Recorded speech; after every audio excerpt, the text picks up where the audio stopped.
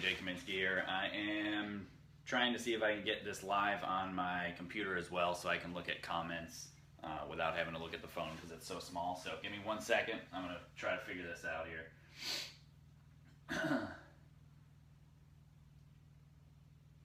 How's everybody doing today? Let's see. My Wi-Fi might be too slow down here at the building.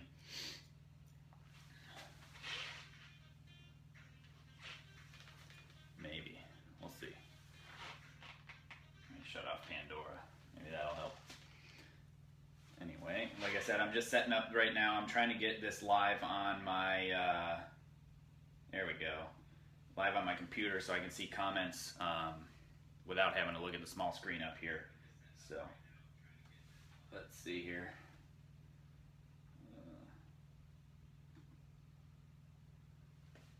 That might help.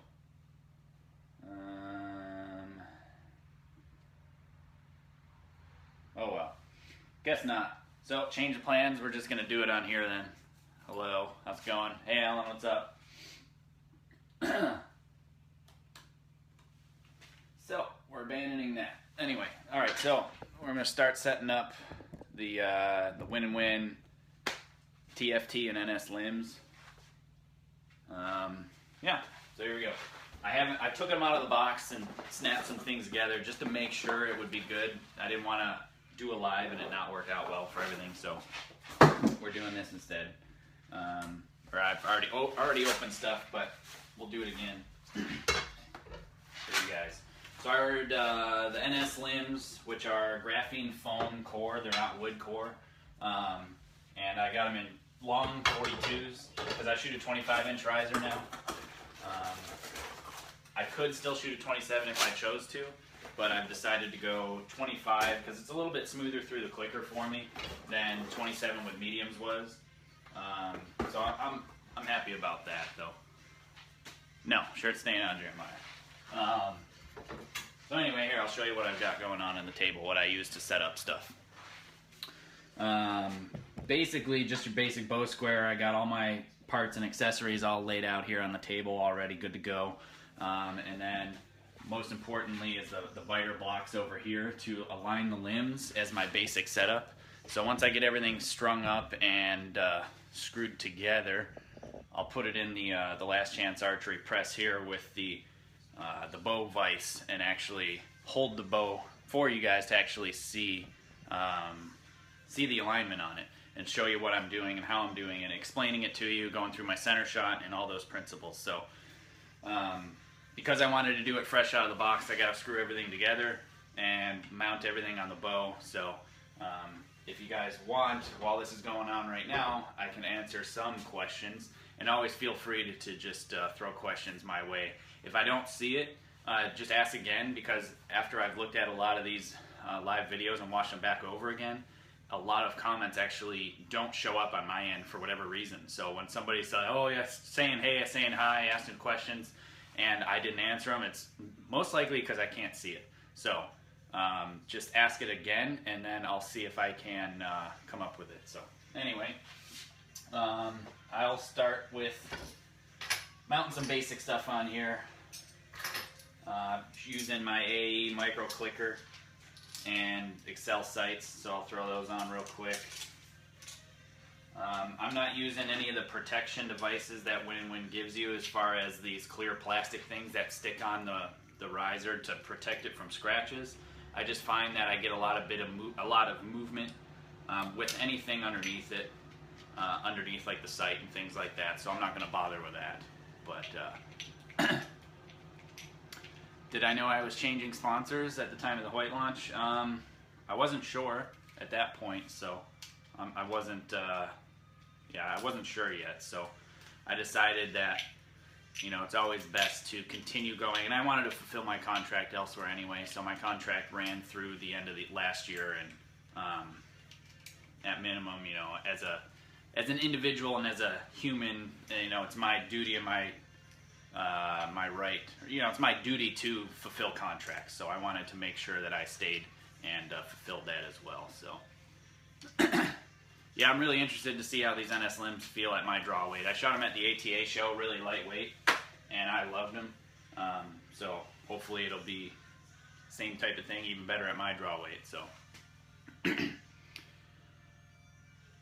Mel, hopefully I'll be able to answer that question. Speaking of plungers, screwing my plunger in right now. AAE Micro Gold plunger that I'm throwing in, and then I'll throw on my Shibuya Rest. So I will show you how I set my center shot up, and then actually go and test it dynamically out there on the archery range, and you'll be able to find out for yourself, hopefully, what's going on with your situation. Maybe you got something going on with tune. That would be my guess. You're using the wrong stiffness arrows, so you're having a hard time getting them to come out of the bow straight, be my guess. So I didn't prepare myself fully. I forgot to grab double-sided sticky tape for my Shibuya Rest, which I have a pile of them. I probably bought 30 or 40 of them. I think I bought Lancaster out of them a couple months ago because I switch them around to different bows all the time. I love them because they're all pre-cut. There, now you can see it. It's reflecting funny. There you go. It's the exact shape of the rest itself. So it goes on there real nice. I'm just burning the oils off from my skin on my shirt because I don't have any rubbing alcohol right here, so not a big deal though. I've never had a problem with these rests coming off doing it like this. It's got really nice 3M VHB tape, which is very high bond. So once it sits there and is in place, it really shouldn't move after a while. No, I'm good, Heather, thanks. Anyway, see that? It's perfectly cut out for the rest itself.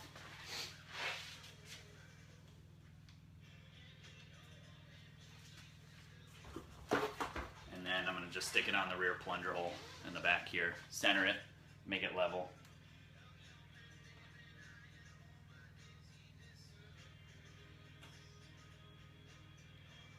And again, I'm going to post this on YouTube after I'm done. So that way, if you can't stay the whole time, it'll be available there. But if, stay as long as you can, because then you can ask questions. Unlike on the YouTube video, I won't be able to do that. I'm probably going to shoot X10s at Lancaster there, Don. I'm just going with it for now. Am I going to try the NS with Nanomax?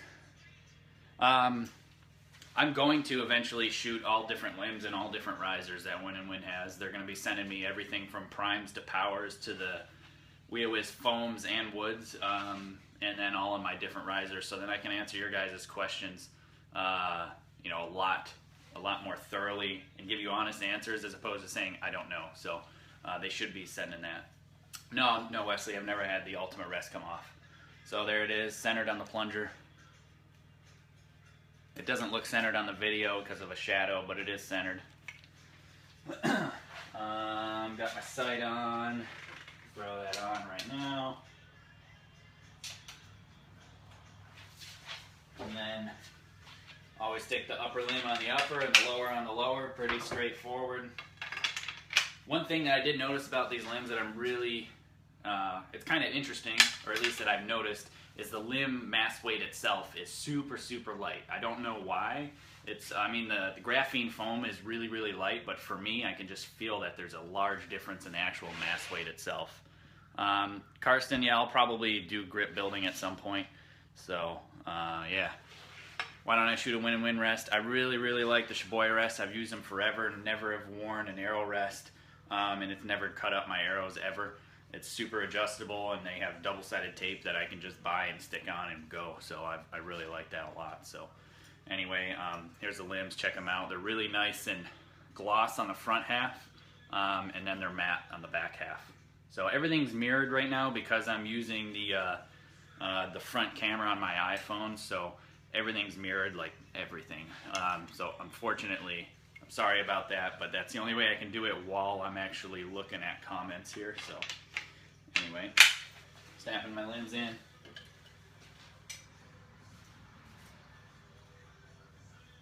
And then I'll set my approximate brace height where I normally run it.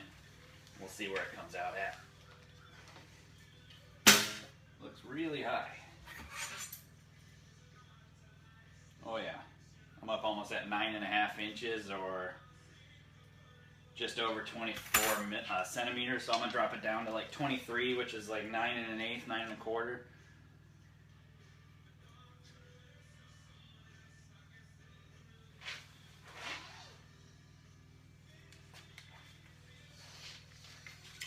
What would we put here? What? Oh, I'm actually, wow. These limbs are really stout stringing up compared to what I'm used to.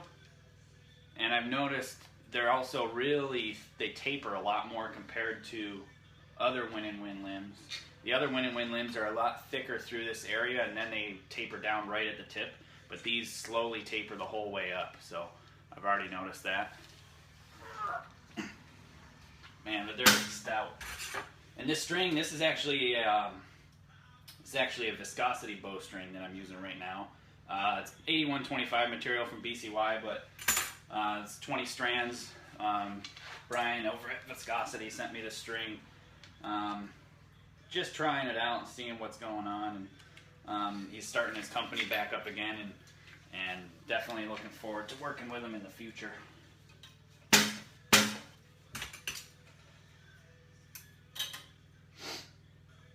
Let's see. All right, down to 23.2 centimeters or 9 1/8 inch, right from the front edge of the string to the center of the plunger.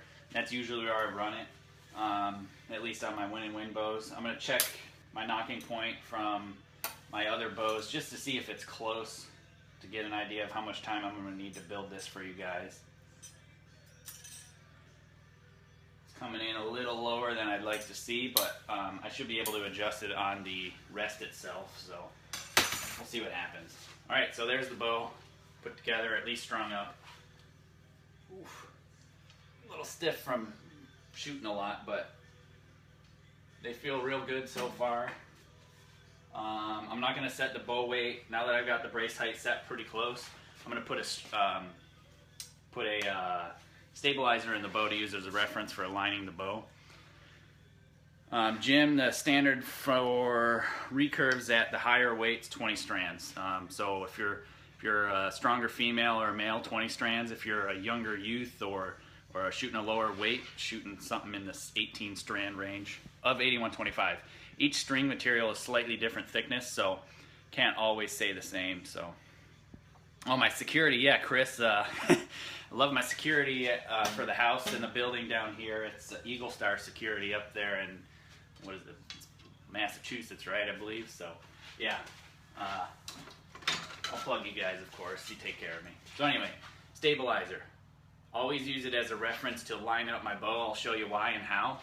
But I got to show you a quick tip on how to make sure you're using the right stabilizer. Because if you're not, and you're using a bent stabilizer or a bent end cap, it'll throw your entire alignment system off. So this is how I test it, and I've never seen it fail. So I get it started in the bow, and then as I'm spinning it, watch this end here.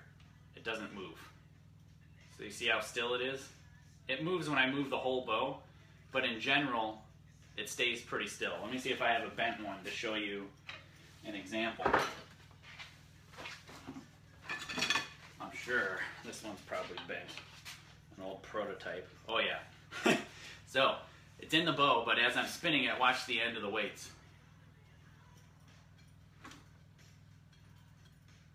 See how the whole bar, and you can't quite tell. Here, I'll just do the other end and it'll really exaggerate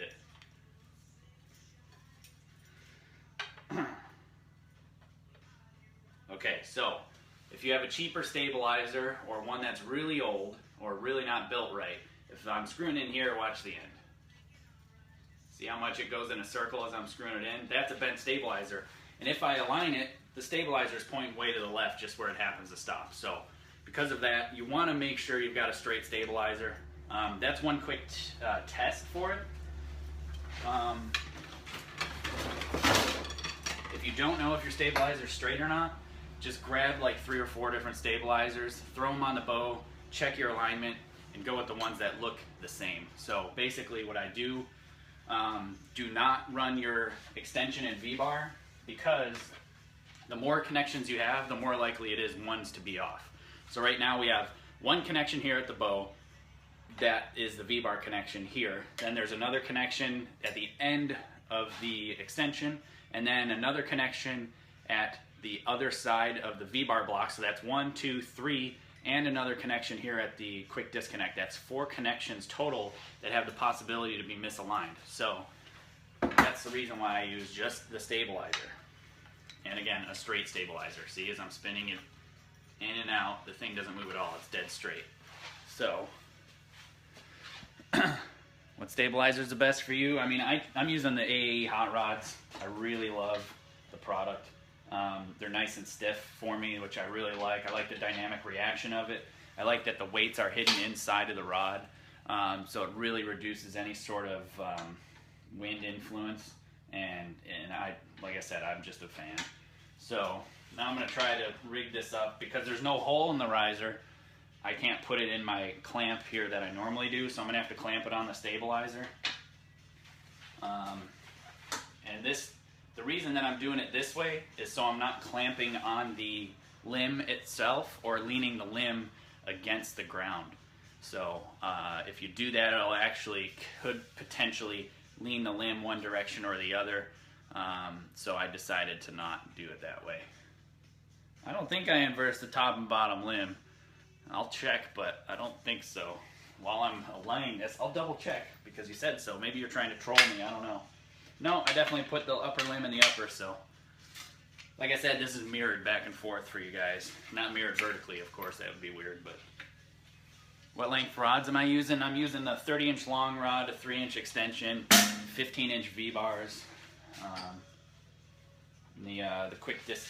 using a quick disconnect V-bar setup from Hot Rods and Gripper. That thing is so stout. I've never had them move. There's no teeth internally to grind or misalign. It's definitely the way to go. So here, let me show you what I'm doing. Again, everything's mirrored, so everything will be backwards. This is the last chance press with their bow vise attachment. And I'm just trying to find a way that I can clamp this down so it won't move. There we go. Cool. So now the bow is completely supported by, not by the stabilizer.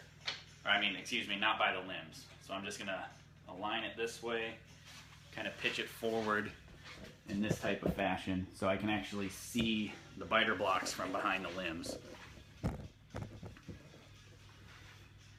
Anyway. So once I get it close, I'll show you guys what I'm looking at here. But again, it's just biter blocks. Yes, they're mirrored again, like I said. It's pieces of plastic with different graduations that snap on the limb. So depending on how wide or narrow the limb is, it'll fit pretty much everything. And it has 2 lines in the center that you use as a reference against the string to see if your limbs are either offset to one side or misaligned, and then you can adjust them. So definitely, I would definitely get you some biter blocks. If you shoot recurve, if you don't have a set, you need one. Need a set. So I clip it on the limb, top and bottom.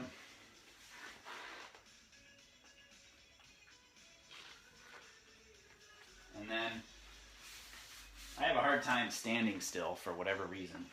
So at least when I'm aligning a bow, I'm trying to really be precise. So I use one eye, close one eye, and I lean against something. So I'm leaning against this bench here that my computer's on, and then line it up. So anyway. So what I do first is I take the string and I put it in the center of the stabilizer, and then I look up and check my biter blocks. And they're both very, very close. I'm gonna make sure I'm seated well with the stabilizer.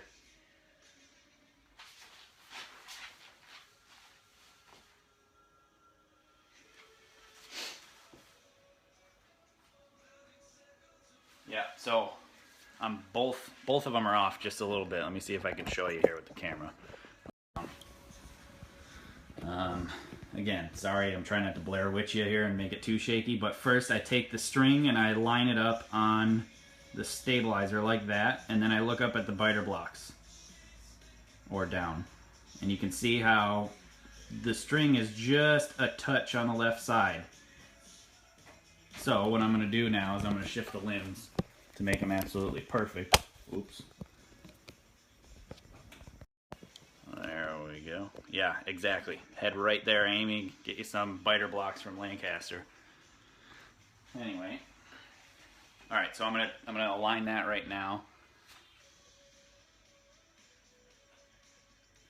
Maxim, I just said how to check for a straight stabilizer. And yeah, I mean, the bushing sometimes can be off, but I can't see that it is for me. And if I line it up on the back side of the riser, I end up coming with the same misalignment, just barely, which is not even a problem. I mean, in the past, I would have shot bows just like this, but because this limb alignment system is so adjustable and there's so much finite movement, I'm just going to move it and get it perfect. So.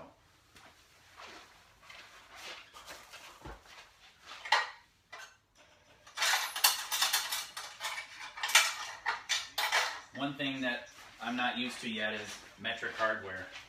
So I need to have their dedicated wrenches. So basically you take out the locks. So there's two pins in here, or two screws in here that lock the limb in place so it doesn't move. It uses a collet type system. So here's the bolt itself. It just goes in and locks the collet system down. So you take those out of the way and then you can start adjusting.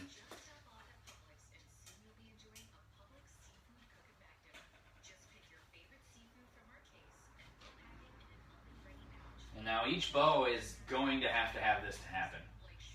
You'll notice I'll be able to do this while the bow is strung up. Other bows not always can be done strung up, so.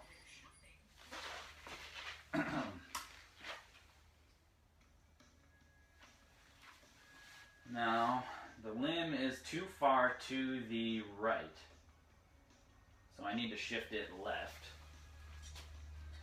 So I'm going to loosen one side, and then chase it with the other side. So I loosened one and tightened the other to move the limb over. Let me see if I moved it the right way. Nope, totally moved it the wrong way. This is why I like doing it with the bow strung, because it's so much easier than having to take the limbs out and pull them out and swap back and forth. So once I get it really close, I'm gonna move from the top to the bottom, get that as perfect as I can, and then I gotta pull the bow back a couple times because you really need to set in the string naturally in the limbs themselves. So if they're misaligned just a little bit, it just isn't, it's not as consistent. It's going to be sliding across the limb as opposed to it coming down in its natural position. So that's why I'm going to get it close. Nathan, I'll show you the limb bolts here in a second. Let me align it really quick, but yeah, that's why I do that. So again, I do the same movement down here. I loosen one side and then tighten the other side until I feel it stop. Because basically, there's an adjustment block in the middle, and then there's two bolts on each side. So if I loosen one, I can shift over the whole block, but I can't tighten and move this one without loosening this one, or loosen this one and move the block that way. So.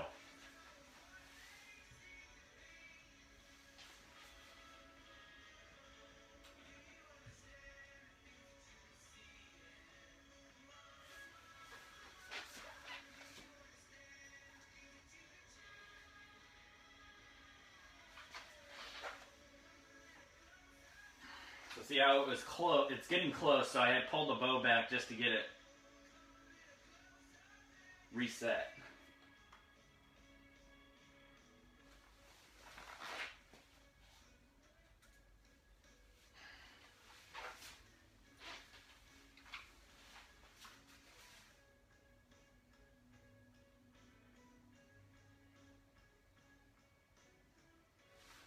Just barely off.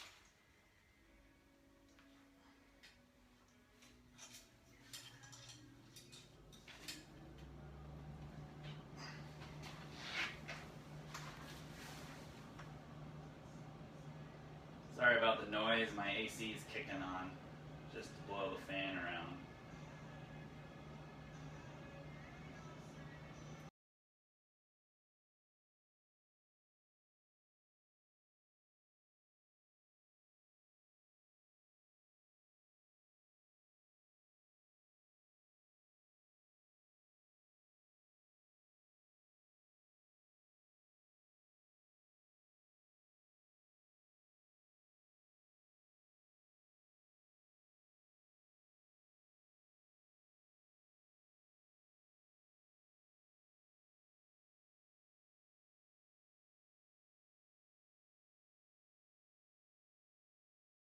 Most people, this would have been close enough and good enough by now, but I'm getting this thing dialed in first, exactly the right way with no problem. Russell, try to exit out and then come back in. It could be a problem on your end. I'm going on cell signal right now, so I've got decent strength. So I'm not sure what the issue is.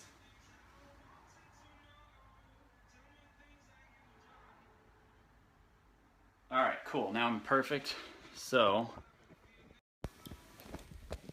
oops, my bad. Sorry, here today. There we go. Okay, so align the string on the stabilizer. Now look at the blocks. They're centered, top and bottom. So we're good to go there. Here's the limb bolts for you, Nathan.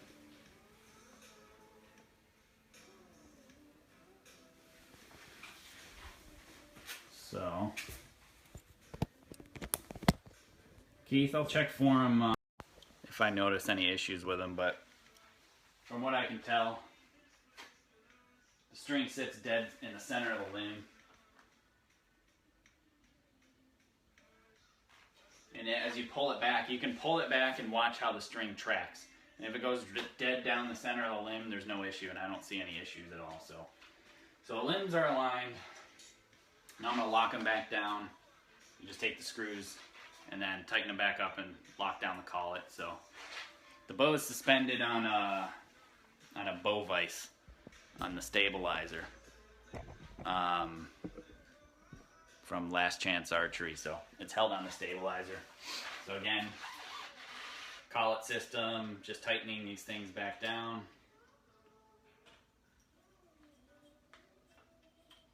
And then I'll get it to where one side snugs, and then I'll do the other side and then tighten them together, just in case they move. I don't think they do, but it's just the engineering side of me to do that. Graham, I have not used a laser alignment. I've tried before, but there's just no replacement for manually looking and checking, because you can always, you know, there's adjustments to move the laser left and right, but you don't know if it's misaligned this way and it's running different directions. And your vise is only so good as the laser itself. And cheap laser pointers that come in those things, they can misalign the diode, and then you're just guessing at that point. So when I'm really, really picky, I'll take still pictures of this, so that way I don't have the influence of me standing still and moving back and forth, and I can zoom in on the biter blocks and the stabilizer in the photos and see what I'm actually working with. So again, get it snug and then tighten together, then it won't move.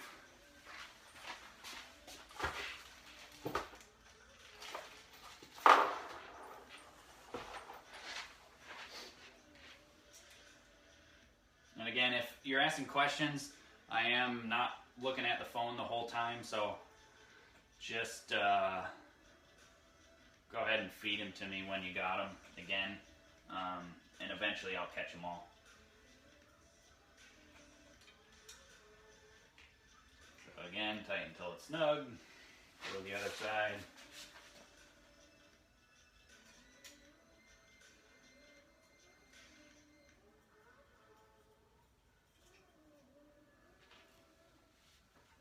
Tighten it together, and then I always check again. You never know. It lets me have some peace of mind to make sure the thing didn't move when I tightened it down. And we're good. It didn't move.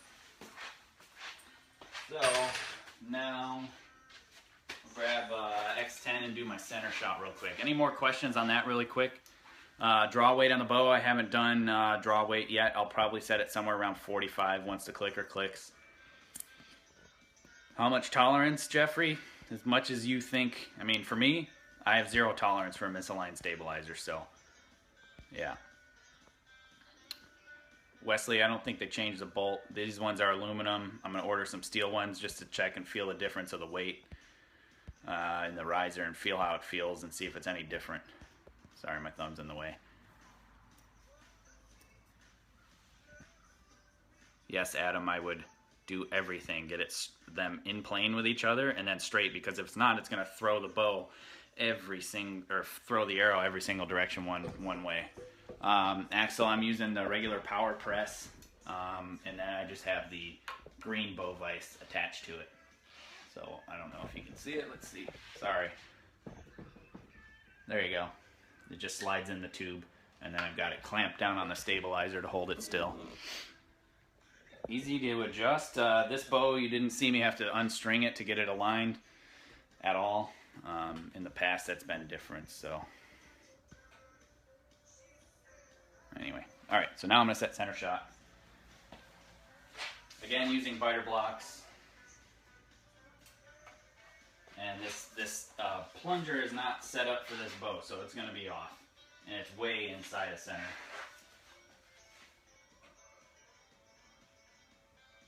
Yeah, so I'm gonna throw it out,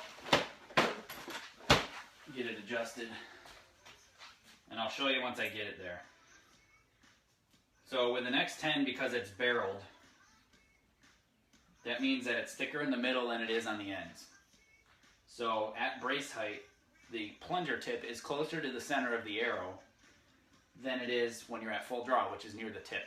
So because of that, and because of the barrel shape of the arrow, if the thicker part's in the middle, we'll say the thicker part's here, this is where your plunger's sitting, then the end where the point is. Because of that, at brace height, you want the arrow to be outside of center, outside of the center shot.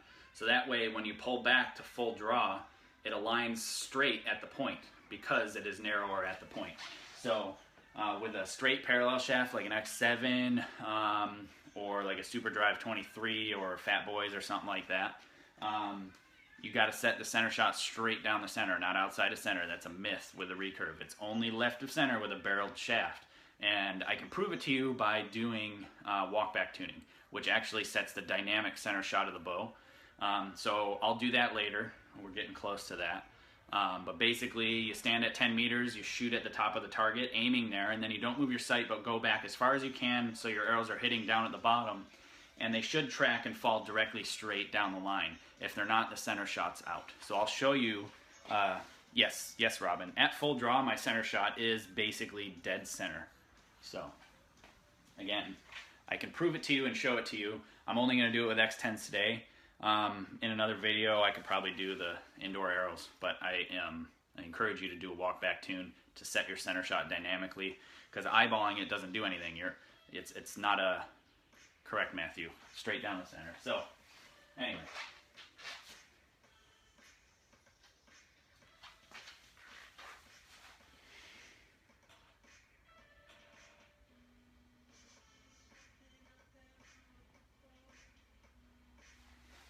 Right now I have it dead down the center, so I'm going to give it another 1/8 of a turn or so.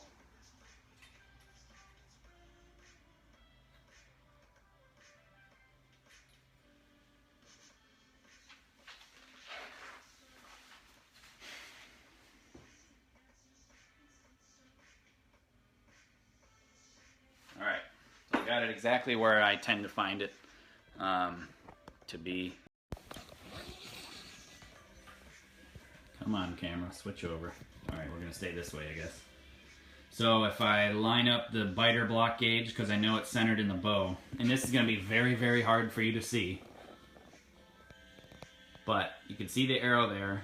Now if I line it up with the block right there,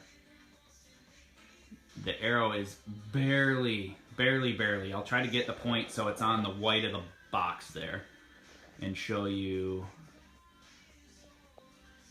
right there. It should be just left. It's hard to see because of the center serving. eye view, it's just barely left. I'm talking like barely anything left. So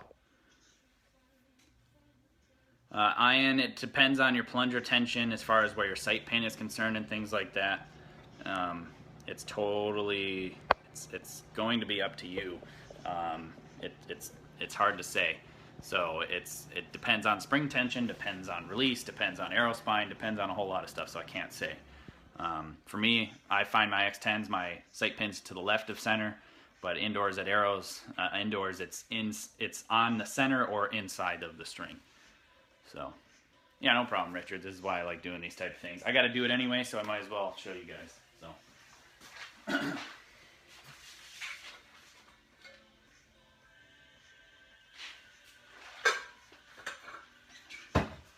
So my center shot's set. My arrow is, let's see.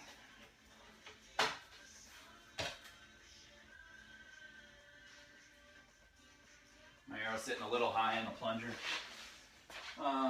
So for the same reason that I set my center shot outside of center, I also set my knocking point, or where my arrow sits on my plunger, just above center. Again, thicker at brace height down. The arrow's thicker right here than it is out here where the plunger sits. So because of that, I'm also going to set it above center so that as I pull back, it drops down to in the center of the plunger at full draw. So I'm going to set it to about like 6 to 7/10 of the way above center. And again, it's going to be really, really hard for me to show you it. I've taken a photo of it and put it online before, deep in the archives of social media, so it's somewhere on my Instagram page and probably everything else too. I'll try to show you.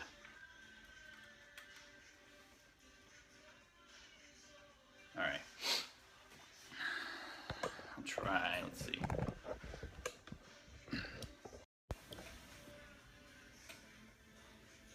So if you use the sun as the contact point, you can see it's just barely above center. So that's where I set my my arrow on the plunger itself. Make sure everything's tight. Alright, now I'll throw on my stabilizers.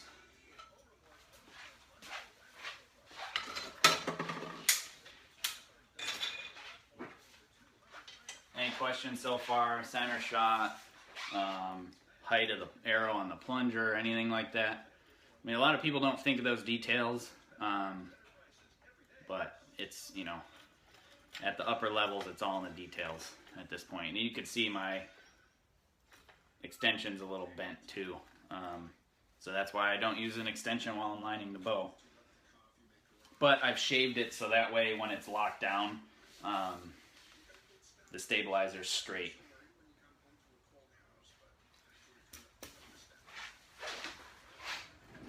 Again, I'm using a 3-inch extension, 15-inch hot rods, using nitrous, the nitrous rods with their weights.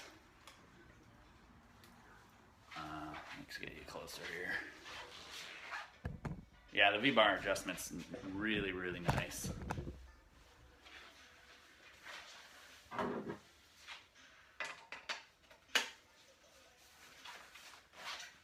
So I'm not going to change angles or weights of anything yet because the mass of the riser feels about the same for me that I prefer. I do use weighted limb dampers. And they're just something that I hodgepodge together. I used to use the Limb Saver Node, N-O-D-E, the old school one, because I really like the feel of it. But they've started to deteriorate to the point of where I can't even use them. Yeah, Valentin, I go nuts on this stuff, so. Yes, Gene, sorry, excuse me. Yes, it will be on YouTube. All of this will be added on YouTube, so you'll be able to go back and review this forever. But like I said, if you can, stay with me, even though it's going to be fairly lengthy, and it is already. But you'll learn a lot and can ask me questions. So I'm not going to shoot it just yet. In a couple seconds, I will. But anyway, my limb damper. This is a Doinker Quadraflex damper, this rubber piece. And then I have a 1/4 to a 5/16 24 adapter. And then these are just some aluminum Doinker weights. This whole thing weighs exactly the same as a Limb Saver node. That's why I use them, or I built them this way, is just to be like that. I do prefer extensions sometimes I don't. It changes the feel of the bow, and hopefully in the future, I'm really trying to work on coming out with an extension that's great for all recurves and adjustable, because I've found in my testing that the extension means the world of difference. Could I set up the arrow with the TW brace? I don't have a TW brace. I use the draw board here from Last Chance Archery. I can do that, but I'll do it. Maybe I'll do it. I'll take a picture or something and put it online after I do a walkback tuning, because the center shots are relevant until I go do a walkback, and that's what I ultimately go with first. Yeah, so anyway, I got limb dampers top and bottom.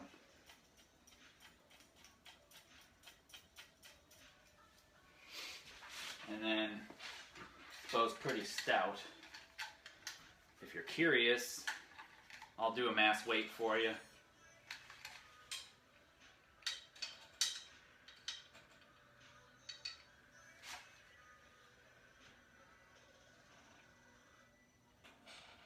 Looks like it's right around 8 pounds even.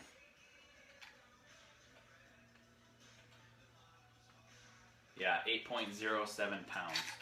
That's the, well, it's backwards, but 8.07, not backwards 7.08. Let's see. Actually, Josh, the longer the extension, shorter the V-bars, more front weight you have, yes, the stiffer your arrow will be. I found the weaker and higher knocking point, a weaker and higher knocking point is required the more you move the center of mass back on the bow. So, I appreciate you guys staying with me here.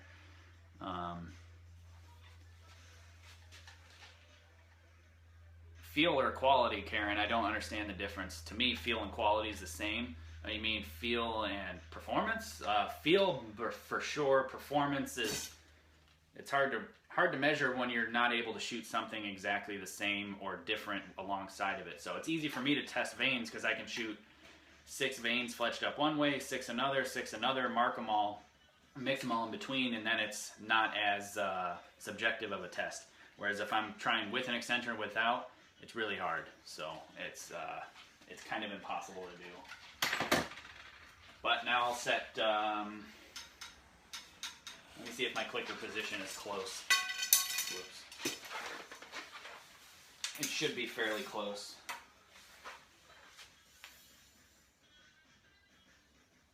Yep.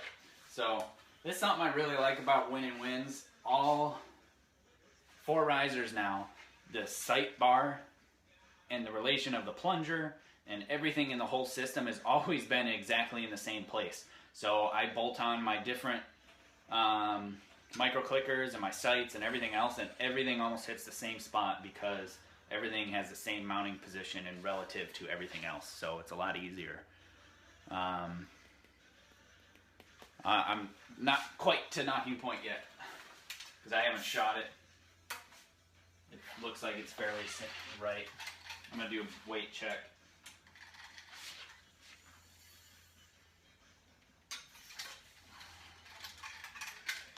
Whoop. Thing died.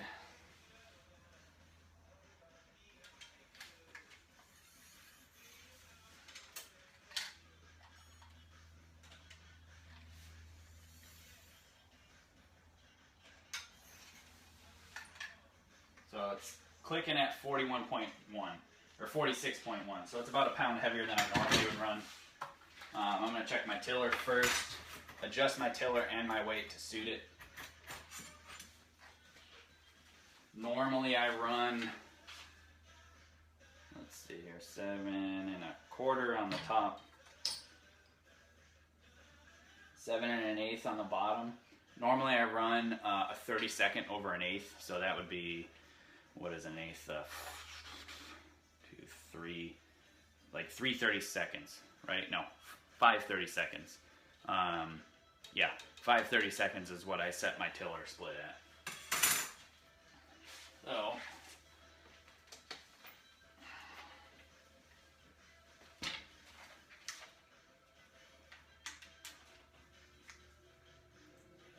again, metric wrenches, still not used to them, but that is what it is. So I give about a 1 turn loose on the top and bottom before I adjust the limb bolts.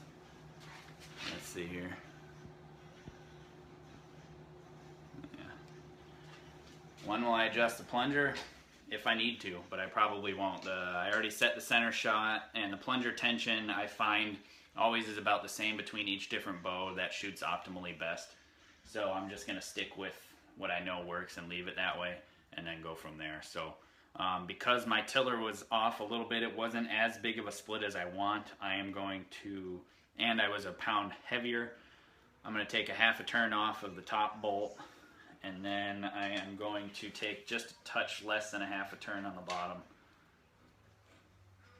And that should get me my tiller really close. And then my bow weight should have dropped.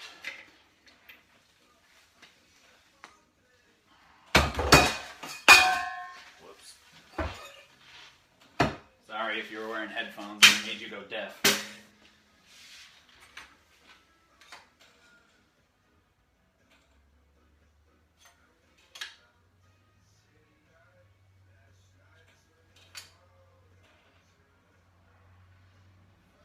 Alright, so I got my tiller split pretty much exactly where I want. Maybe a little bit too much. But I'm going to check my bow weight again before I adjust the tiller again.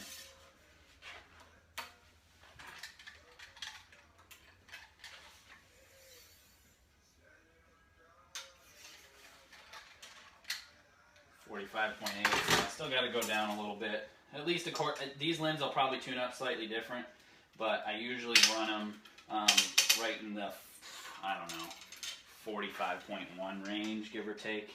I think I've been a little bit less than that before. Come on, there we go. Because I made a small adjustment there, I'm not going to unstring the bow. But if I'm making huge weight adjustments, I will unstring the bow so the limb bolts don't mar and lock themselves in place.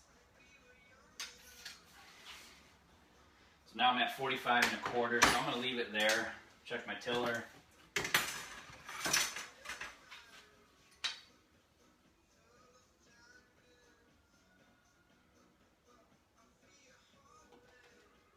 Seven 3/8 on top.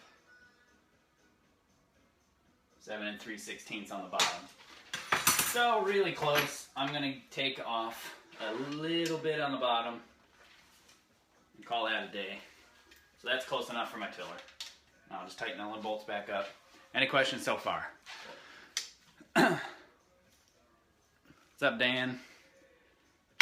Arrow spine, I'll use a 450 X10, 100 grain point. The raw shaft itself is cut 29 inches. And then you can see the clicker position just barely in front of the riser.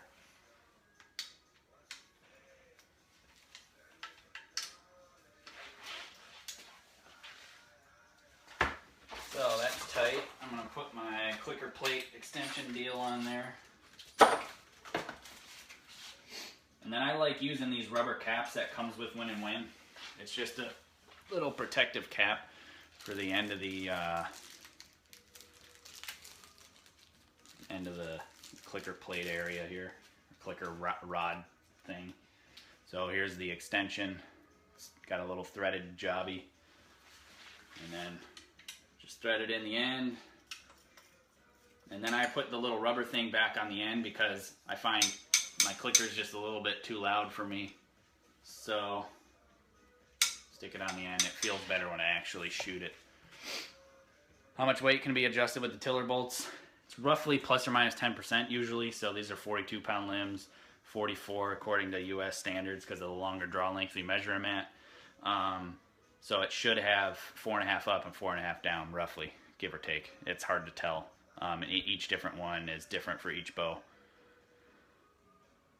Yeah, Jason, sometimes that's true as far as the tiller changes after you shoot. That's why you notice I pull back the bow and snap the limbs and pop it in place to really make sure that the bow is sitting naturally.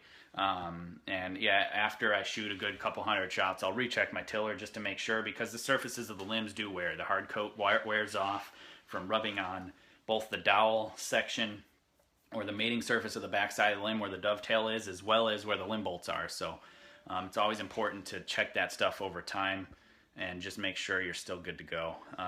Second, the bow weight does not always improve arrow flight. It will if your arrows are too stiff, that's for sure. So thanks for asking the questions twice.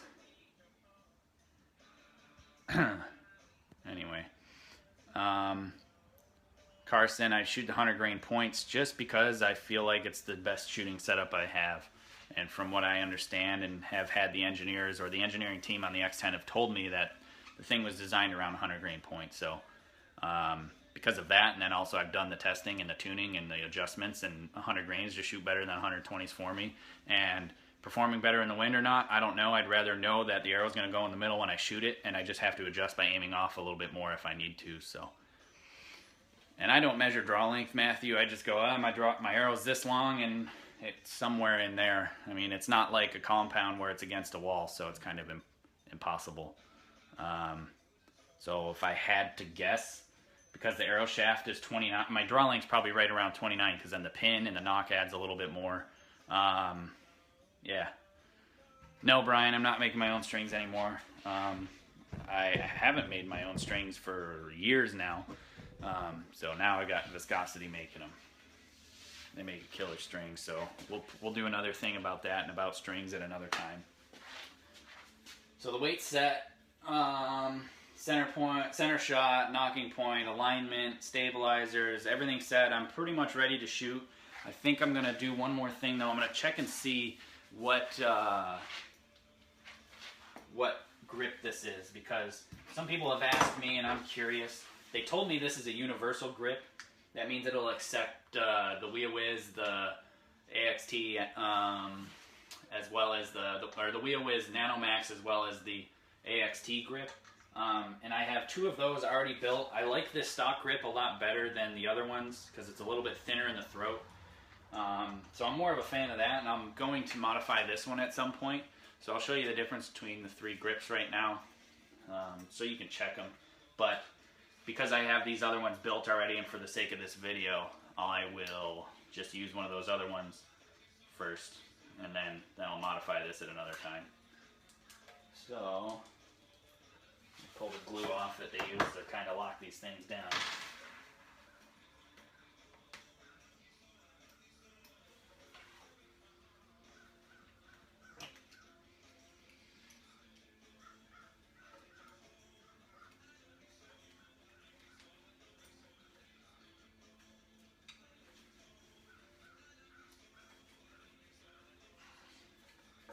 Alright, so here's the three grips that I've got.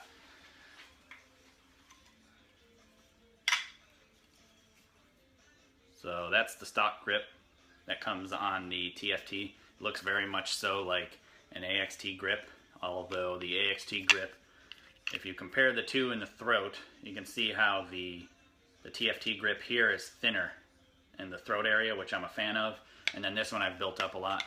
But so I have this one here. Hey, thanks Quicks for sharing this video. I appreciate that. But anyway, here is the grip that I use on the AXT, and this is what I've been using on the NanoMax. It's a little bit lower on this one. It used to be a high risk grip, but I ground it way down. And then they have the same putty shape, but yeah, so I'll probably use this AXT one for now. But let me see if they both fit on so I can let you guys know anyway. So.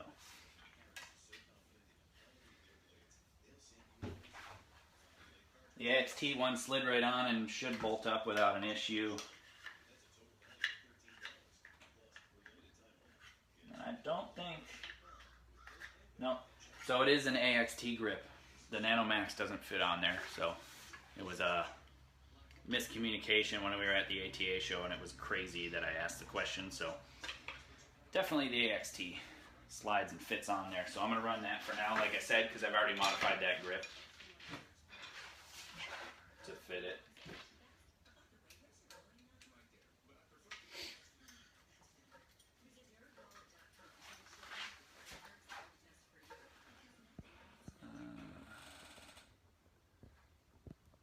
Gary, I don't really add top stabilizer weight. These are both top and bottom just for dampening purposes.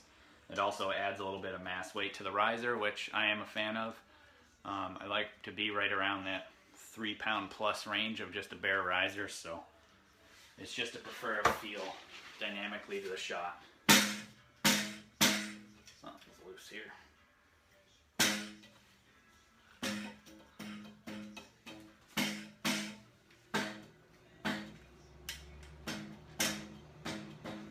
That was my clicker was loose.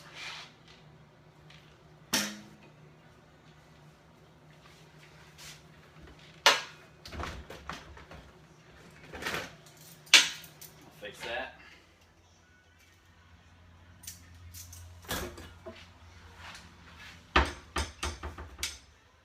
To epoxy resin for the grip, it's just a plumber's putty, steel putty, something like that. So, anyway, all right. Again, I appreciate you guys for sticking with me. This is going to go on YouTube afterwards, after we're done, so you'll be able to go back. You can watch it on my Facebook as well, but YouTube, you can do that, and it'll be there for you forever. So, but again, you get to ask questions if you're here with me now. So, any questions thus far before we go shoot? Actually, I need to do a little quick warm up. Do I check my sight alignment when changing the riser? I'm not sure what you're referring to, Maxine. Give me a more detailed question for that, and I'll be able to answer.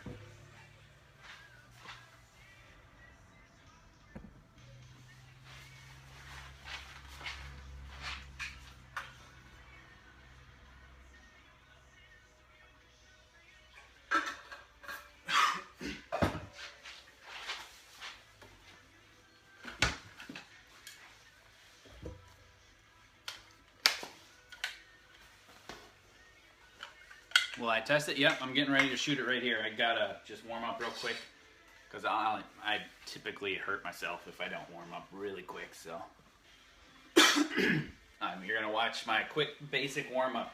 I'm gonna do a video about this, and I've got a book coming out that's gonna be about how to train for archery. So it's gonna include all of this warm up, and then I'm gonna do a YouTube video on how to do this actual warm up with reasons. So basically, I'm just trying to get the blood flow going, get everything warmed up, my shoulders first. Yeah. I always bare shaft tune as well, so yeah. This is an old Flexor kit, yeah, Matthew, but there is going to be a new one coming out that's LNTS. It's going to be a lot more technologically advanced, and then they've got a lot of other stuff coming out. But the warm-up routine and warm-up equipment is essentially going to be the same exact stuff.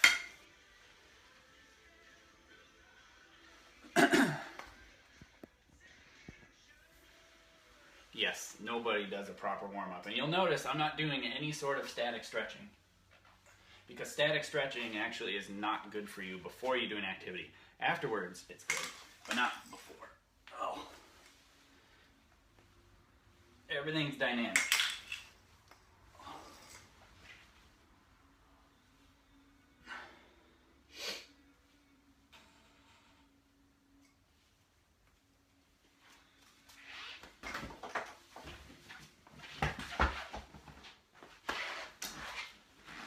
Oops. How do I improve arrow flight? If you have the right tune, the right spine, and everything right, your arrow flight's going to be great. There's no reason that it's not going to be great. Sorry, there's a bee in here. So I was trying to figure out what the heck this thing was.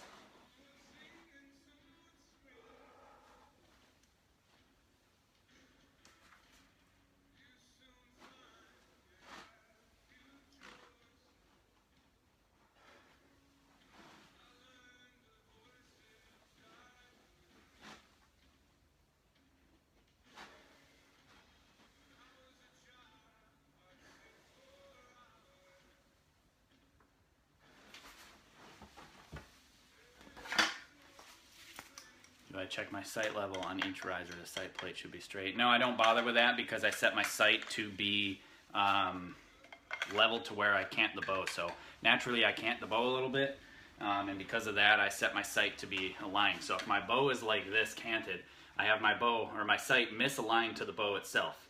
So that way when I come to full draw, if I'm shooting 10 meters up here or 90 meters down here, the sight moves perfectly vertical and I just change up and down.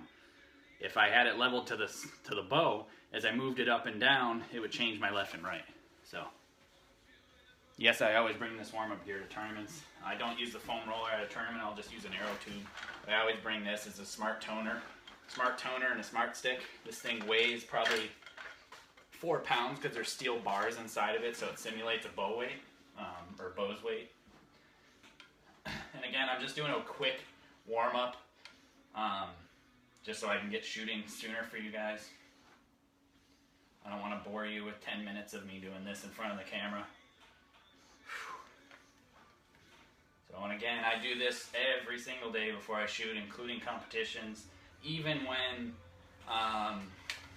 even if I have like an extended period of time, maybe a longer lunch break than normal, or a long time between elimination rounds or something like that. Like in USA Archery events, they'll shoot the group of men first, then the group of women. And so usually there is about an hour wait in between our matches because they have to shoot their practice, then their match. So I'll do this warm-up again after that, before the next practice session.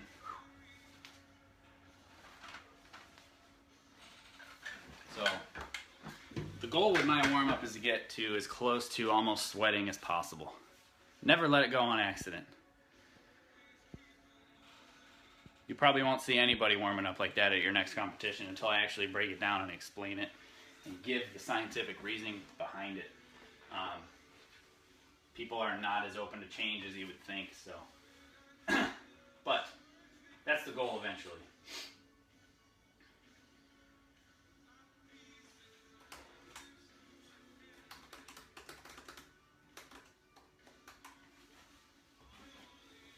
Anyway.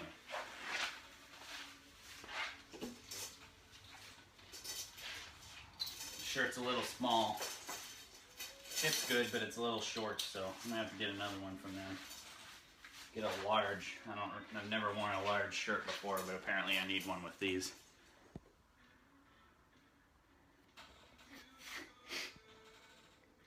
No, I don't think canting does not change center shot, because the arrow is still gonna push directly perpendicular to the plunger, unless somehow you're able to twist the string, which I think is impossible. So, anyway, I'm going to exit out of this video really quick. It should stay here. I just want to see what my battery percentage is. Hopefully it'll be alright. I'll carry the battery and charger out there with me. I got like a long 10-foot charge cord. It's totally worth it.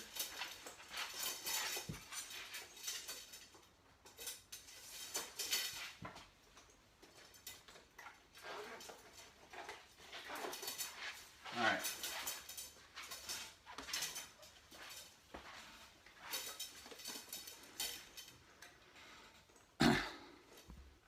Anyway. Sorry, this is going to be Blair Witch for a moment, so you might want to close your eyes. Blair Witch is a terrible video about some horror thing, and it shakes like crazy as the person's walking. So, going outside in beautiful sunny Florida. Probably like 75 degrees right now, so I'm sure some of you guys would be jealous. I'm going to shoot a couple arrows at blank bale just to see how it feels and make sure my sight is remotely close to where I want it. And then I'll head back to 30 meters and do some basic tuning. What's up, Jesse? And then we'll do walk back, and then I'll fine tune it.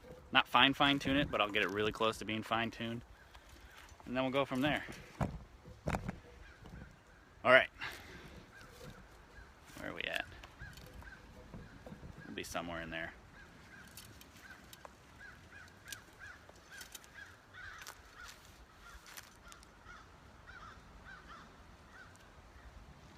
Wrong tab.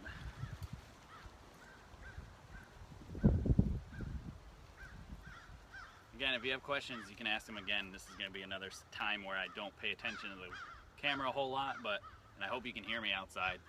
So if you can, throw a thumbs up or something so I can actually see it.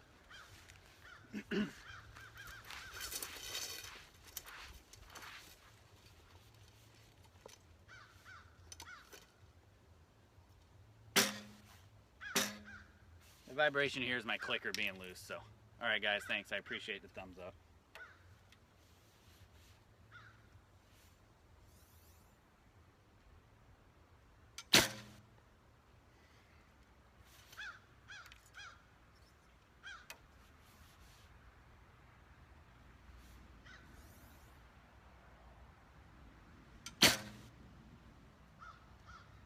So far it feels just like the one at the ATA show. Like no vibration afterwards, I can't feel the limbs flutter or twist or flop. I mean, this thing really pushes the arrow straight. It jumps really nice.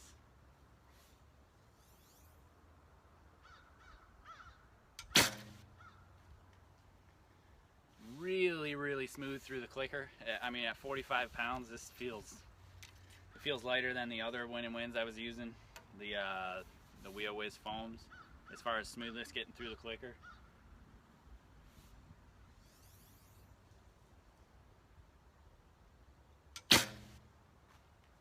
Definitely, this is bothering me, guys.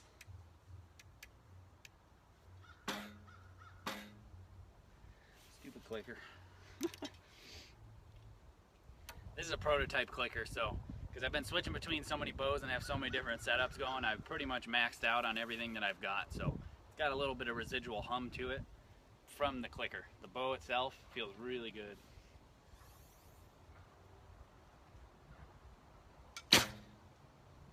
Yeah, I like it. You can't hear them hit because they're going into a really sweet, soft target. Reinhardt Wave, best thing on earth to pull from. I highly encourage looking into one. Let's see.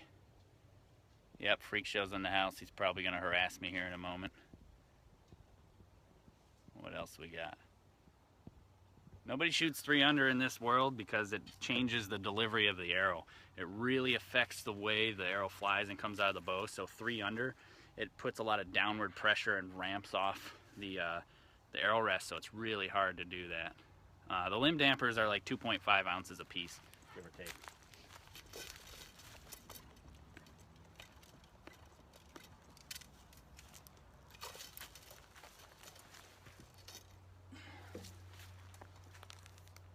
Anyway.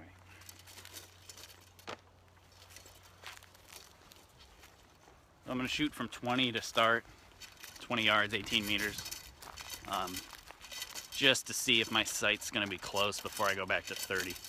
I don't want to miss on camera for you guys. It'd be embarrassing. Alright, where's my 20-yard mark? Here it is.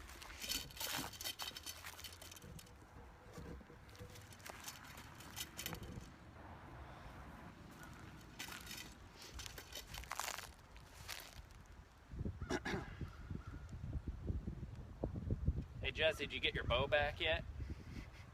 Or are you still bowless? I've got a recurve you can borrow up at Lancaster if you want. Yeah, I shot bear shafts at blank bale, but I'll shoot bear shafts here and then at 30 just to check. No, I'm not using a left-handed bow. This is mirrored, so you can see everything's mirrored backwards because I'm using the front camera on the phone so I can see everybody's comments and stuff. So it looks goofy, but no, I'm not left-handed now. It's freaking me out looking at it too.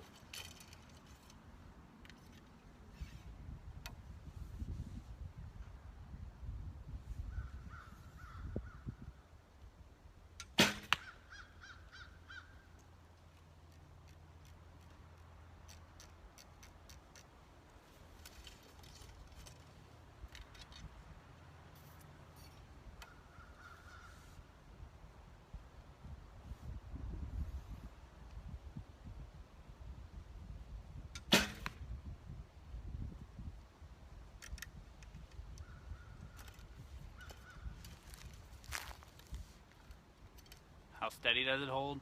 I mean, it's close. The weight of it's pretty similar to to where I'm used to, so I don't need to adjust my stabilizers too much. I'll have to fine tune it and adjust it a little bit with 1/2 ounce and 1/3 ounce weights, but it's good enough for now.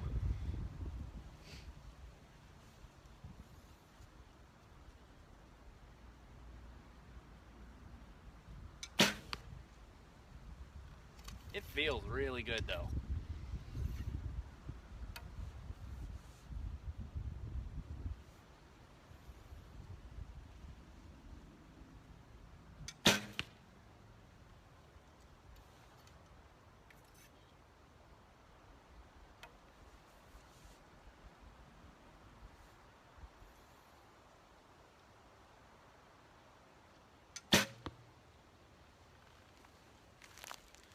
So, quick tune, I'll show you a little bit here.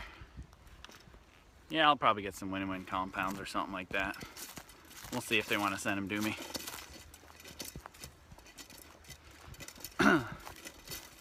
So, tell already, these arrows are, I switched it so it's not mirrored.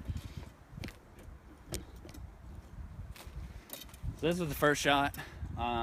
Adjusted my sight, hit here and here, and then I shot bear shafts in different targets, all aiming at the middle, just in case I had an arrow get really close to this. I didn't want to break a knock or anything like that. But so my other bows were tuning right about here at this draw weight.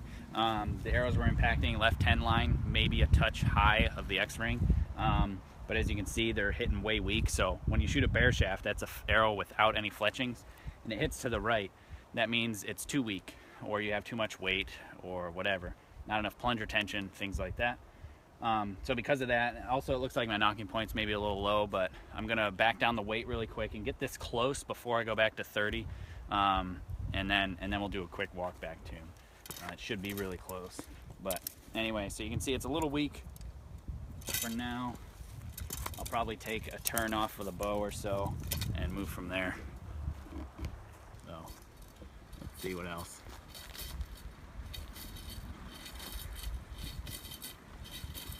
Yeah, changing hand dominance, totally part of the contract. I'm not gonna flip the camera so it doesn't freak you guys out anymore. How's that sound? At least for this next moment of shooting. There.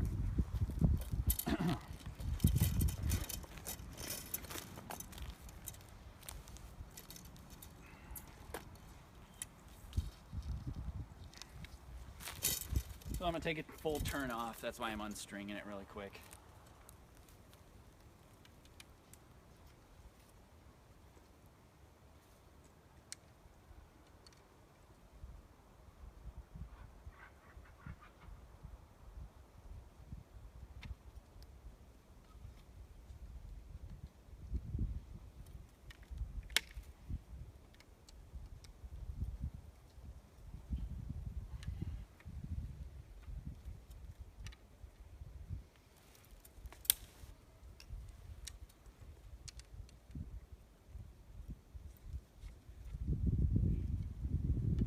So there's a turn off, top and bottom. See if we got any comments brewing. Bear shaft balanced. So far, no, I'm still weak, so I'm adjusting it to not be weak.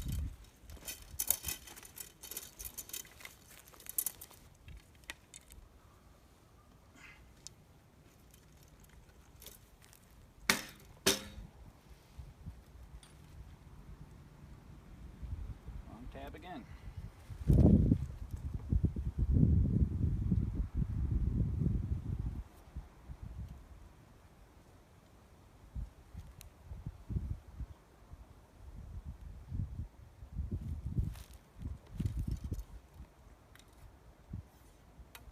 So you'll notice I'm going to alternate fletch shaft, then bear shaft, fletch shaft, then bear shaft. This helps not allow me to change how I'm shooting. So that way it's always the same shot, regardless of the arrow that I'm shooting. If I did change it, that would change the effective tune, and I wouldn't get a proper reading. So it's just a quick tip.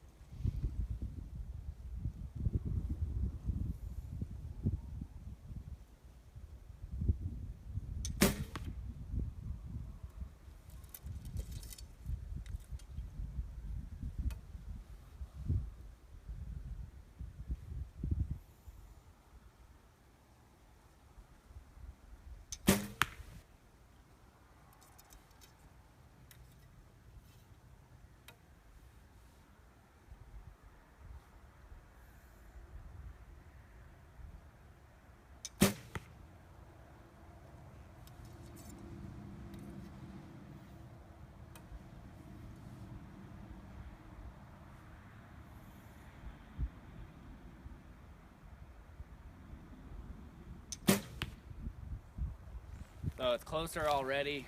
Because I have 2 more fletch shafts and bear shafts, I'm going to take another turn off because I can see already that it's still stiff.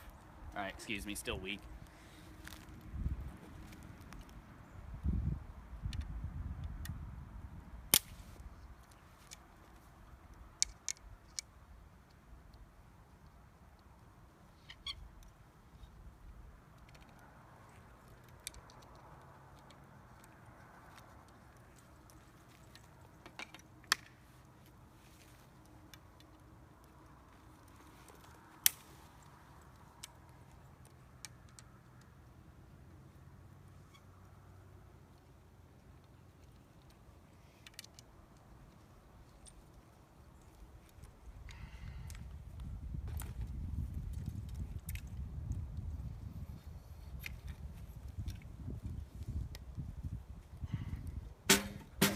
Check my brace height quick, because usually when you lower your bow weight, your brace height increases, so I might have to take a twist or 2 out.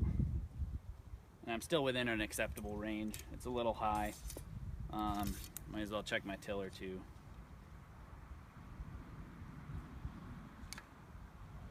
Still good. No, now I shoot again.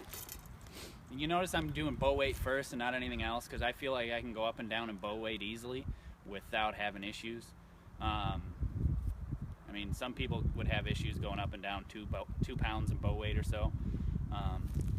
So you can adjust plunger tension or arrow spine, point weight, things like that instead. But I really like my arrow build. I really like my plunger tension, both where they are. So I'm changing the bow weight, which is easy for me to adjust instead of doing anything else. So.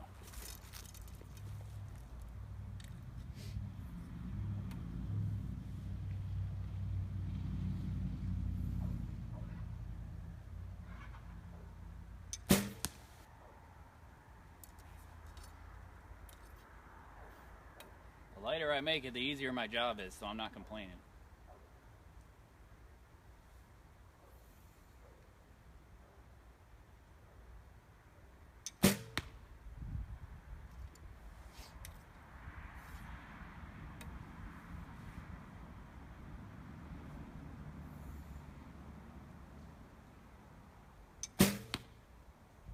All right.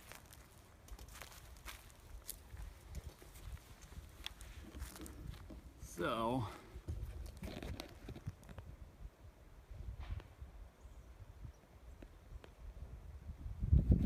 yes, because the arrows are weak, I'm going to assume these limbs are faster, potentially. So I'm going to show you where I'm at and then give you a reason why I'm changing my plan right now. So I've taken 2 turns off the limbs, and you can see the bear shafts are still pretty much in the same place that they were before, slightly different. These 2 were the first 2 ones, a turn down from where we were when they were another inch to the right.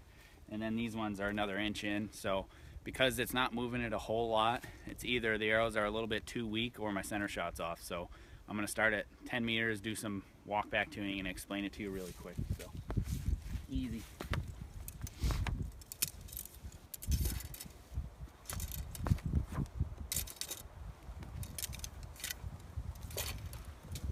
So let me flip it around so I can explain it to you. Yeah, you could say the limbs are more efficient because it's spitting them out weak from the same draw weight that I normally shoot at. So yeah. But anyway, this is my basic setup for doing a walk back. You take your feet to target and turn it over. I don't know if they're faster. I haven't shot them through a chronograph yet. So you take your 4-foot level or something along those lines. I like using the level instead of a plumb bob because it can blow around, especially in this wind. So you'll see that I have a black dot colored in at the top of the target. That's what I actually aim at. And then from the center of the black dot down, I've drawn a line. I've drawn a line perfectly vertical. I'm using the level to tell me that. Yes, the target's off because the ground's not level. I shoot on a slope anyway, so it's not perfectly level. The most important thing is making this line perfectly perpendicular to the line of gravity, or just level, or straight up and down, whatever you want, to gravity, because that's what's affecting the arrow as it's flying, not the angle of the land. So anyway, what I'm gonna do, I'll explain it to you really quick and then I'll do it. I'm gonna go back to about 10 meters. I'm gonna set my sight so I hit here at that dot, and I'm going to aim at the dot. So I'm going to shoot an arrow or two at 10 meters and see where it lies, and then I'm going to go back slowly as far as I can until my arrows are hitting down here at the bottom. And I'm going to compare where the arrows hit down here compared to up here, okay? And I'm going to do that without moving my sight and always aiming at this black dot still. That's why the black dot's so big, so I can see it from roughly like 40, 45 meters, because that's about how far I can go before I almost miss the target. So, again, not moving my sight, always aiming at the same spot. So I'll do that real quick. Anyway, what do I think about using limb savers? If you like them, use them. I just, I prefer my limb dampers in the riser instead. Yeah, I usually do want my bear shafts closer before doing a walk back, but I want to check my center shot really quick because the weight of the bow is not changing the tune. So it is, but it's not as much as I would like to see, and I'm starting to run out of limb adjustments. So I want to check this really quick before I do this. So that's why I'm doing it this way. But that was a very good question. And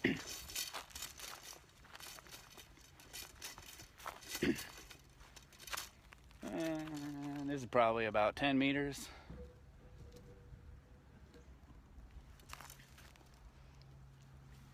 Whoops, that was close. So where is everybody at that's viewing this right now? Where do you guys live, or where are you? 'Cause it's a little early for people in the States, but at least if they go to work or go to school. So I was hoping maybe we'd draw a lot of international people in Europe and stuff like that. So I'm curious, if you could tell me, that'd be great.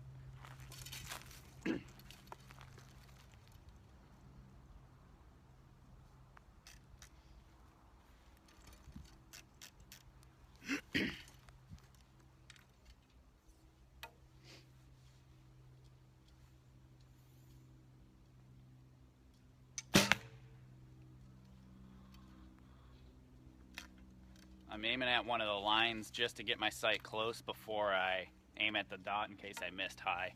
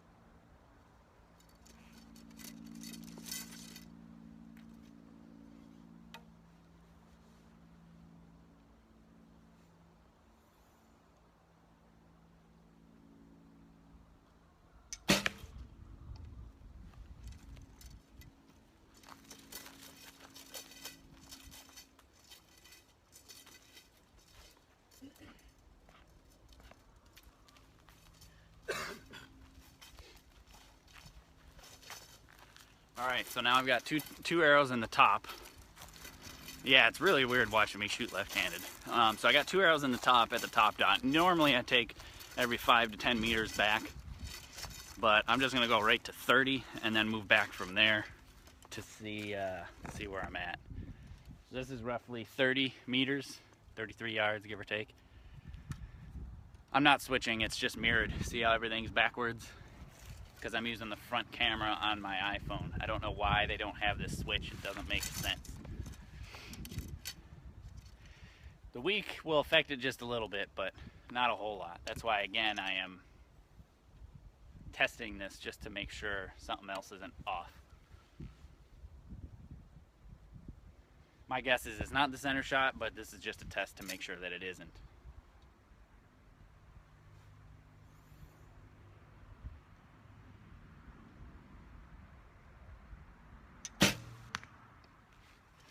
So I'm still plenty high in the target, so I'll move back even further.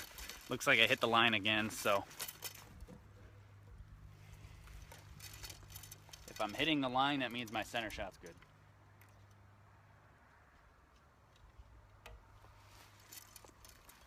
Now, because the target is angled back a little bit, I'm making sure I'm dead center in the target So that way the angle back of the target isn't off and going to affect where the arrows are actually impacting the target.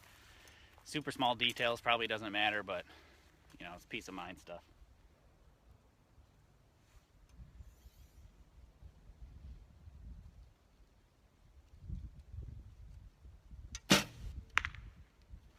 Again, can go back a little more. Probably about, this looks to be about 40 to 42 meters, which is pretty standard from where I'm at.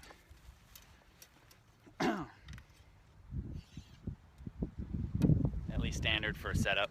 You can go back a little bit further if you're shooting on a diamond target instead of square, because then you have more vertical line to use, but this is what I've got for now.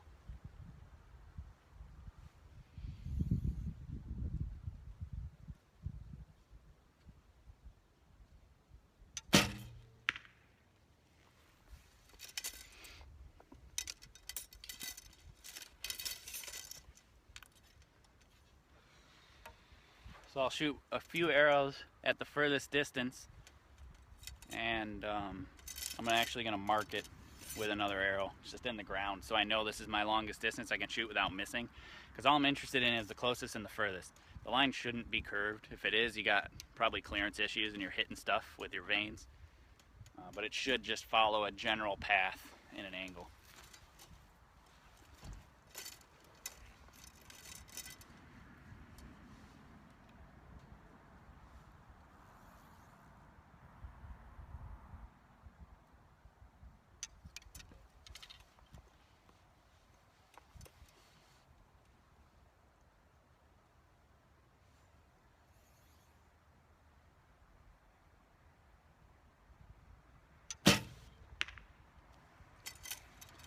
From what I can tell, my center shot looks fine.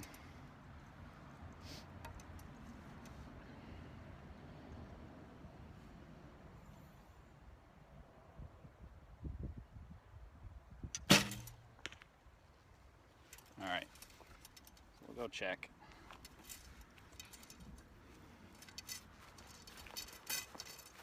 Which way do I cant my bow? Usually the top limb goes towards the right, so the sight window side. I'll leave my bow at 30.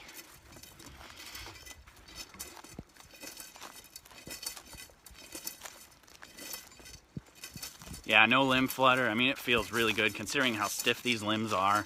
And I mean, excuse me, how stiff the stabilizers are. You know, a stiffer stabilizer usually is going to make the limbs flap and flutter a lot more. So, yeah, I'll shoot through a chronograph at some point, but I'm not planning on it just yet. So as you can see, this is where I started, 10 meters aiming at the dot. I moved back to 30, maybe 28, 30 meters, also aiming at the dot, not moving my sight. This one's 35, these are 40. So this was a bad shot, so I'm not gonna pay attention to that one. Or at least it wasn't as good as it could be. You can see that the two fletch shafts that hit at 10 meters are pretty much on the line, dead where the line is. This one's a little bit right, but I wasn't really making sure I was shooting super clean, and there was a bit of gust of wind that came while I shot that arrow, so it probably pushed it a bit. And then you can see down here, these two arrows landed almost next to each other, barely to the right of the line. These two are almost barely to the right of the line as well. One is to the right, one's in the center, and one of these is just off the right side, and the other one's maybe a 1/4 inch off the right side. This one's a little bit further right. That was the last shot, and it was a little bit weak on my behalf, so I made a mistake. But more importantly, what I want to talk about, because I was weak at 20 before, this is going to show up when I make a bad shot or a pluck or a collapse or something like that. Typically my arrows are going to hit right when I have weak arrows, at least in my experience. That's what I've seen, or have more of an easy tendency to go right. So I'm going to discard this arrow, not pay attention to it. And because I'm not super tuned right now as far as bear shaft tuning, I'm not going to pay attention to this a whole lot. I just wanted to see if I was way off. So for reference, so you guys can understand what a walkback tune is and how to do it. And you can do this with a compound as well. But I'm going to speak in terms for a recurve for now. So if my arrows were to be landing to the left,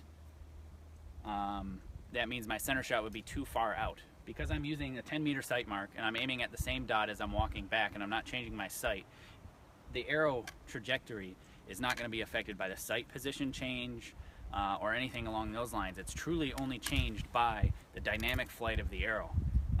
So because it fell very straight, there's nothing that needs to be changed. But if it hit to the left, that means the center shot is too far out and the arrow kicks and turns to the left when it comes out of the bow. Same thing as means when it hits to the right. It comes out of the bow and turns and goes towards the right.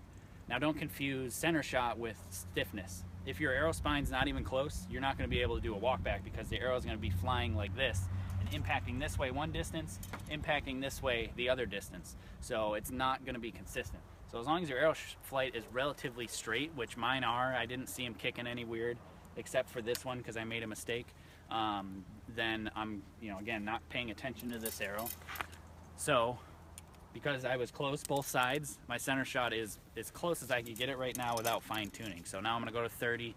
I'm going to aim at these 18-meter faces over here, and I'm going to basically make sure my tune is or get it close to where I've been running it. So far indoors in my testing, I've found that my tune at 30 is about 2 inches weak, straight right. So I'm going to go for that now. Anyway, any questions so far? Did that make any sense? Nah, I don't really use a bow stand. I just use the stabilizers. This feels a lot more clean than the AXT, similar to the WeaWiz, or the NanoMax, excuse me. But it's not, it's like a hybrid between the two. The limbs feel vastly different. Very, very clean, very little flutter, very little left and right movement. It pretty much delivers the arrow straight and then pretty much stops dead. I've never felt limbs like this before, for sure. Anyway, I appreciate you guys sharing this video. All this type of stuff, it is for you guys, but it is also, of course I have an underlying tone about this. I try to get benefits and use this and go to sponsors with showing them thanks for sending me equipment and things like that. So ultimately it is because of you guys, and without you guys I wouldn't have sponsors. So I appreciate everybody sticking with me. We've had like between 180 and 215 people viewing at the same time for going on, I don't know what time it is now, but it's well over an hour, I'm sure. So I appreciate that. Thank you. Have I caught the arrow flight yet? Me? Yeah, they fly fine from what I can see. I doubt you guys would be able to see it.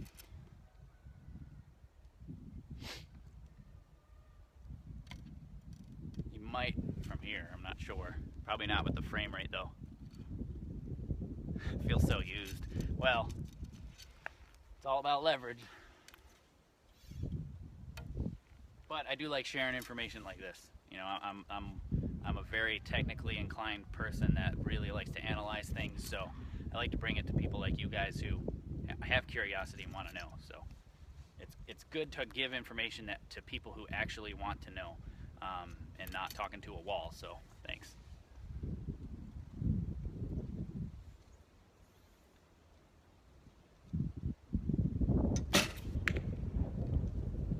So again, alternating flet shaft, then bare shaft, flet shaft, then bare shaft.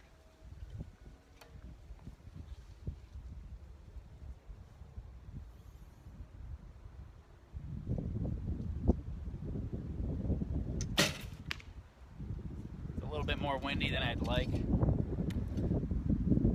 for bare shaft tuning. If you have to bare shaft tune in the wind, you're better off shooting with the wind or into the wind, not crosswind. So.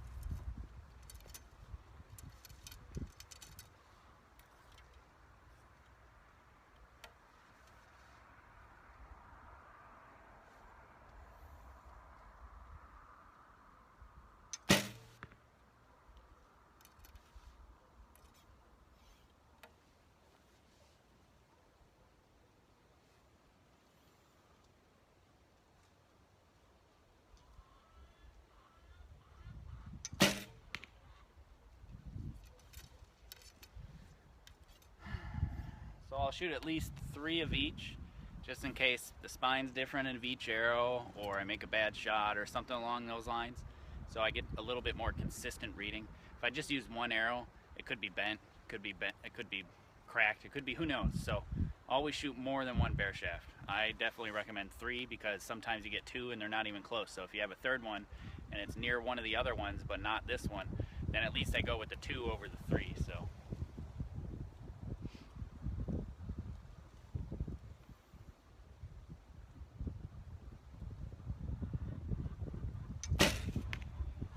but for this, because of the wind, I'm going to use 4.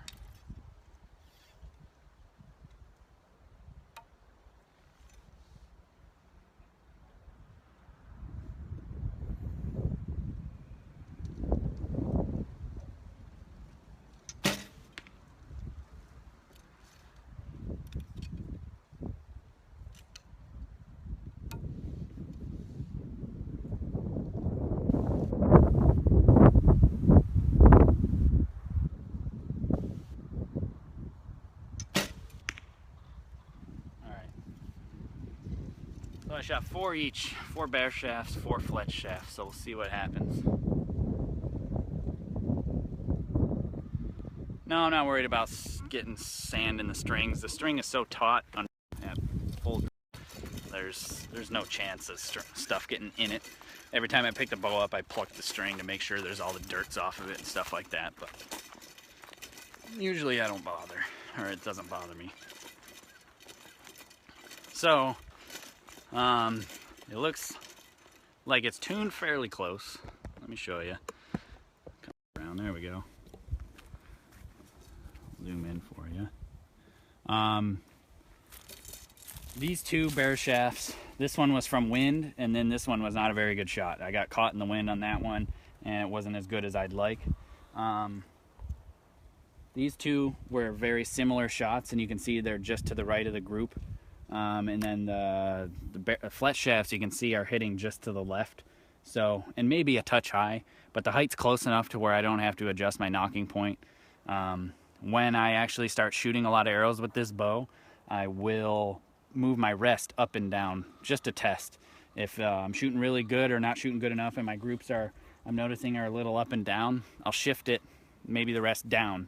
And if I shift the rest down and these groups get tighter vertically, then I'll shift it down even more and make it as tight as possible. But if it gets bigger as I move it down, then I'm going the wrong direction and I'll move the rest up. So I like to move the rest. That's another reason why I like using the Shibuya rest. It's super easy to use. But for demonstration purposes, I'm going to take another 1/4 to a 1/2 turn off my bow and see what it does to the bear shafts. So again, bear shafts to the right mean weak with a right-handed shooter, and to the left means stiff. So weak means the arrow is flexing too much. So too much means too much power, too heavy a weight, too long an arrow, not stiff enough of an arrow. So you can always do the opposite to make it better. So again, and I'm not aiming here and hitting here. I'm actually aiming up at the top spot and hitting down here because I have my sight set for 20 meters or 18 yards or what, 18 meters, 20 yards. So yeah. Any questions? And again, thanks again for sticking around and dealing with this.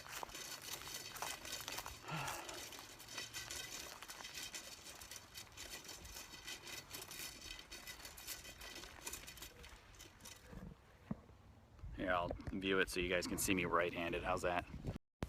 I'm sure left-handed's meant goofy.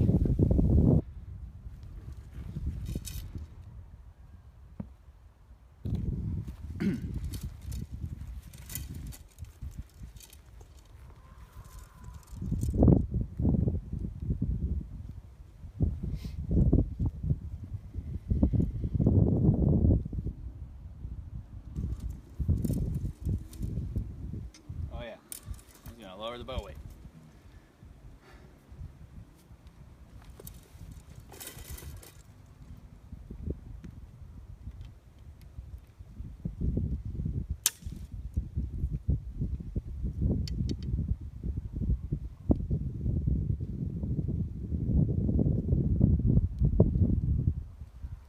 I'm going to do 3/8 of a turn.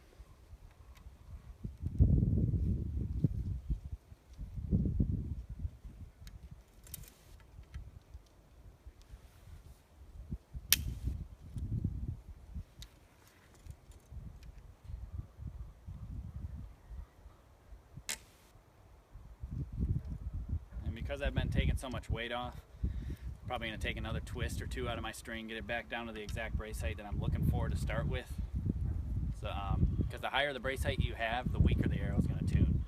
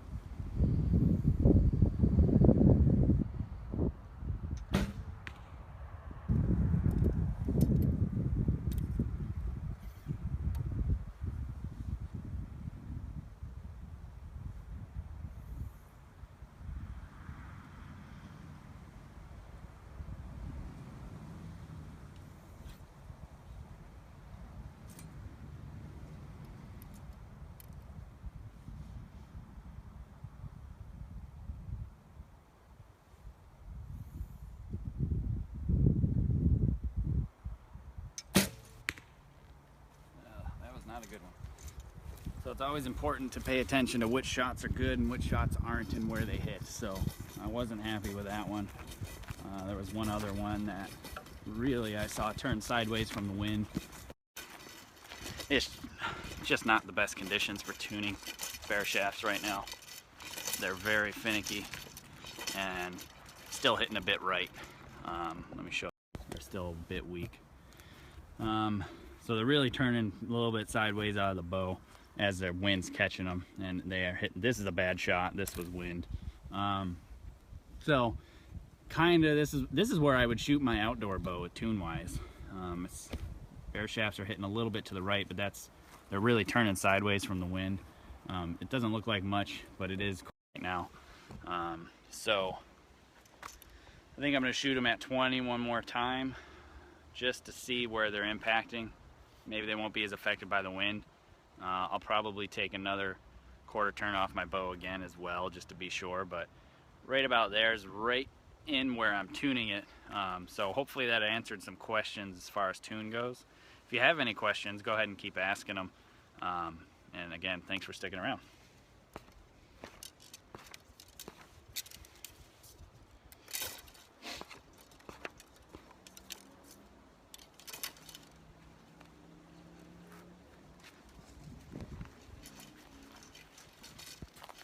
Oh wow, there we go. Now there's questions. Apparently I had way off. Or I was looking at other questions, so sorry about that. I missed a bunch. Let me scroll through them real quick. I apologize. Do a high-speed video. Usually I don't need high-speed video, so I don't bother. Unless I'm having some issues, then I'll ask somebody to do it for me if I can find it.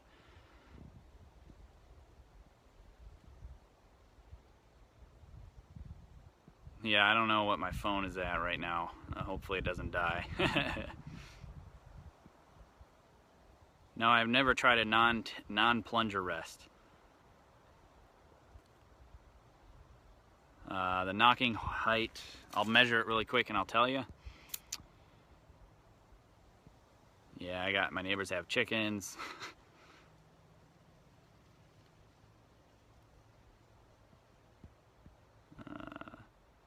It was easy for me to go to recurve from compound. I think it teaches you to never stop pulling, so I think that's really important. No Roadrunners, Lee.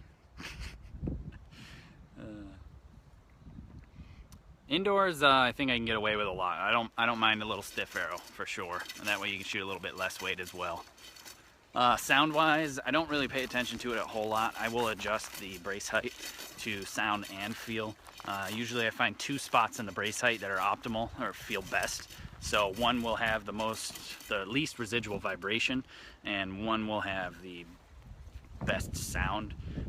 Sometimes there's a combination of both, but I prefer the one with a crisp, quick delivery of the arrow. Residual vibration I'm not so much worried about, because by that time the arrow's long gone, so I don't pay attention to that too much. So tiller split, like I said, is 5/32 of an inch.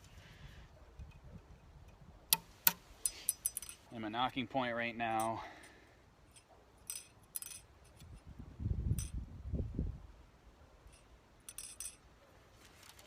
I'll just show it to you.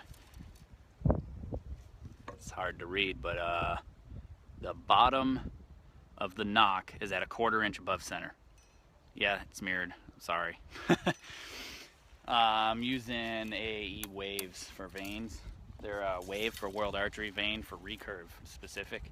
They're very light. The bases are super thin, so they're a little bit difficult to glue, and they can get messy. But because they're so light, they're actually lighter than a spin wing, so that they shoot really well, drift a whole lot less. But because they're lighter, I find they shoot better for me. And that's what I've done so much testing on so many different vanes, and I still keep going back to these because they flat out group better for me. I have plot charts and all that stuff that I've used and shown people before, so maybe one day I'll show and explain it to you guys. Oh yeah, I was gonna go to 20.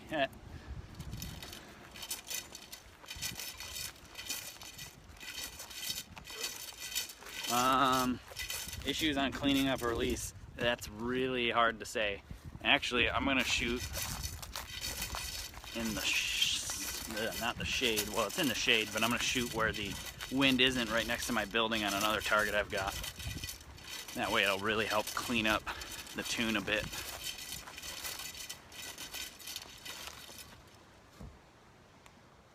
So I've got stuff set up all over my yard. There. Hey, Bronson.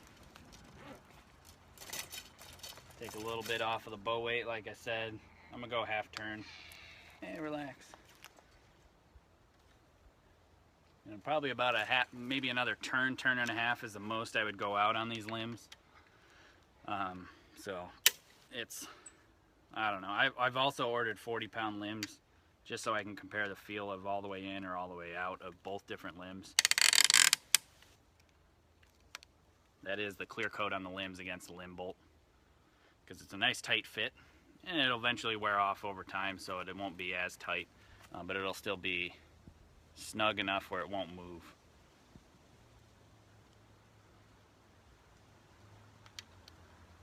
Yeah.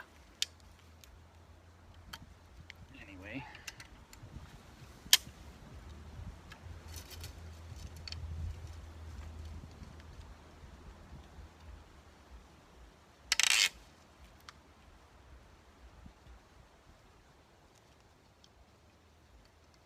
I'm gonna check my tiller really quick. Yes, it was a cat. Bronson's a resident archery lover around here.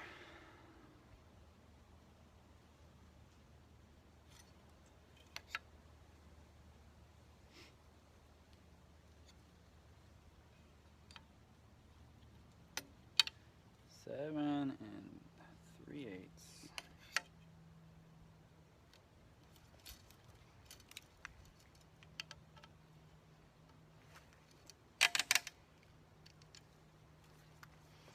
I have no idea, Brian. I don't know max turns out on these bows. It's something I've asked and haven't had a response yet, so I'm gonna get that clarified in Vegas, because Win and Win will be there. So maybe somebody can attest to that, but I can't.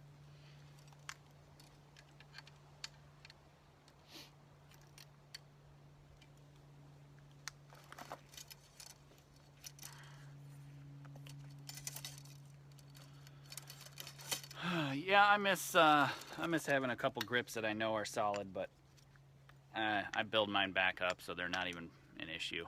A little bit of putty and a little bit of time with some sandpaper files and a grinder or Dremel tool or whatever really gets the job done for me, so I'm not really too picky about that.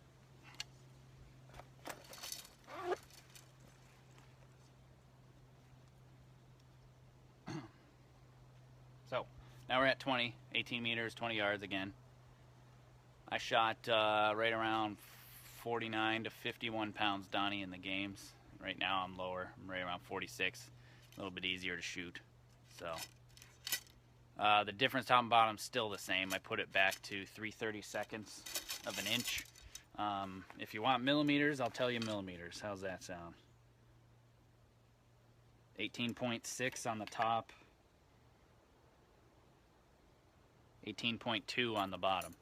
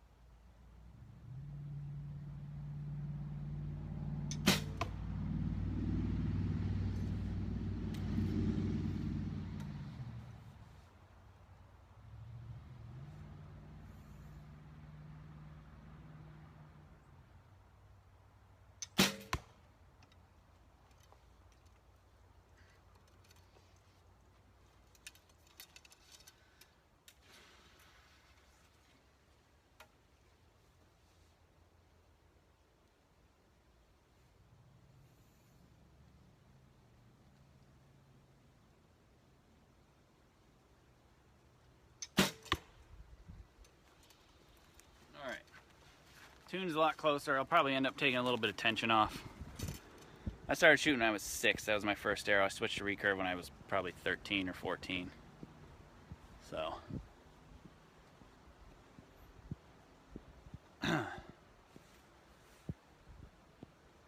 let's see here. Yeah, I've shot lenses in my scopes with magnification, so I can fine tune my stabilizer hold.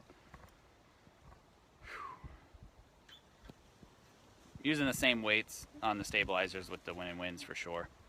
The Rattle is my micro adjustable clicker. It's a prototype because I've tested so many different bows, so I just don't have one of the good ones on there right now. Do I have a plate on my tab? Like this? This is a AAE KSL Gold tab, heavily used. Here's another one that's a little bit more legible. But yes, regular plate, brass palm plate, brass finger spacer, everything's brass, nice and heavy. All right, here's the tune where we're at on Chad. So you can see the bare shafts are still hitting a little bit weak, barely, but it's very consistent, which is nice. No chin plate. So I'm gonna bump up my plunger tension a little bit, maybe a half a turn, and then that should help bring this in. But yeah, so this is pretty much about where I'm gonna shoot it and test it and run a whole lot of arrows through it over the next weeks, and try different settings and different adjustments to really get everything. But I'll probably just bump the plunger up a little bit and call it a day, because then after this comes fine tuning, and I don't want to do a Facebook Live for 6 days straight as I'm fine tuning. So it just doesn't doesn't make sense to me. Yeah, so anybody got any questions before we sign off? We can do a couple minute Q&A if you'd like. What I think about the bow, what I feel tuning wise, adjustability, setup of the Win and Wins. Let me get this thing nice and level so it doesn't look all wonky there. What do you guys think? Anybody got any questions? Battery, yeah, I'm sure I'm good for now. I have like a 15-foot cord that I bought. I'd highly recommend buying one of those, especially if you're gonna do stuff like this. How do I consistently find my points of contact? I grab the arrow, or I grab the string in the exact same place every single time and put it against my chin. It's bone to bone. So this knuckle against the bottom of my jaw. So, I mean, it can't get more consistent than that. I don't bother with a kisser because I find it always sat in the same place when I use one. So what was the point? Yeah, I'll share my warm-up, not this time, at some point later in the future. I'll definitely share my warm-up again. I'm going to be writing a book. Actually, I wrote a book already. It's in final editing stage, and then it'll be coming out. It's How to Train for Archery. So we've talked about periodization time and time again. Periodization is the scientific ramping up and down of volume and intensities in a specific cyclical pattern to create a peak. So you can reverse engineer a tournament you want to peak at. And I share my secrets on how to do that. And it definitely works for the sport of archery. And it doesn't really matter if you have a lot of tournaments between now and the end of the year. You can choose to peak at each event if you'd like to, and have mini ones or really large ones at the more important events. So it just depends on what you like, for sure. Yeah, I'll probably do a YouTube video on some fine tuning at some point, but right now, again, because it's live and I could edit out hours of footage, it's best to just do at another point. Do I balance my arrows? I'm not sure what you mean by that. Do you mean front of center balance or FOC percentage? To me, it is overcomplicated. So I don't bother with it. I just run a 100 grain point in my X10s and call it a day. Let's see. Yes, I tried the CXT at some point, but I hadn't shot it enough to give you some feedback on it compared to this. Yes, JJ, this video will go up on YouTube as well. It'll stay up so you can watch this at any time. I will upload it to video, or to YouTube. I'll see you guys in Vegas. The next tournament I'm at is Lancaster, so I'm going there. Depending on how this bow shoots for me over the next day or two, I'll probably shoot it there. Feels really good and it tuned up fine, so I imagine I'll probably be using it at Lancaster. The Win and Win NS limbs feel smoother through the clicker than the Nanomax, or excuse me, the WeoWiz foams. They tune at a lower weight, so that means it's gonna feel smoother as well. But because they tune at a lower weight, I'm guessing that the limb is a little bit faster, a little bit more efficient. So I'm gonna shoot it through a chronograph and kind of get some feedback of how many feet per second per pound it puts out, because I think that's a good comparison of comparing bows, is not comparing raw speed, because each bow seems to tune at a different weight. So I tune the bow using the same plunger tension and everything else, the same brace height, the same string, the same knock, the same everything, so that way it all is, you know, as many variables as I can are the same, and then rate the foot per second versus the weight. And then I get how many feet per second per pound the bow shoots, and then you can actually test and see what bow is faster. And in my testing, everything is within a tenth of a pound or so per foot per second. So it's not a huge difference that you would think it would be.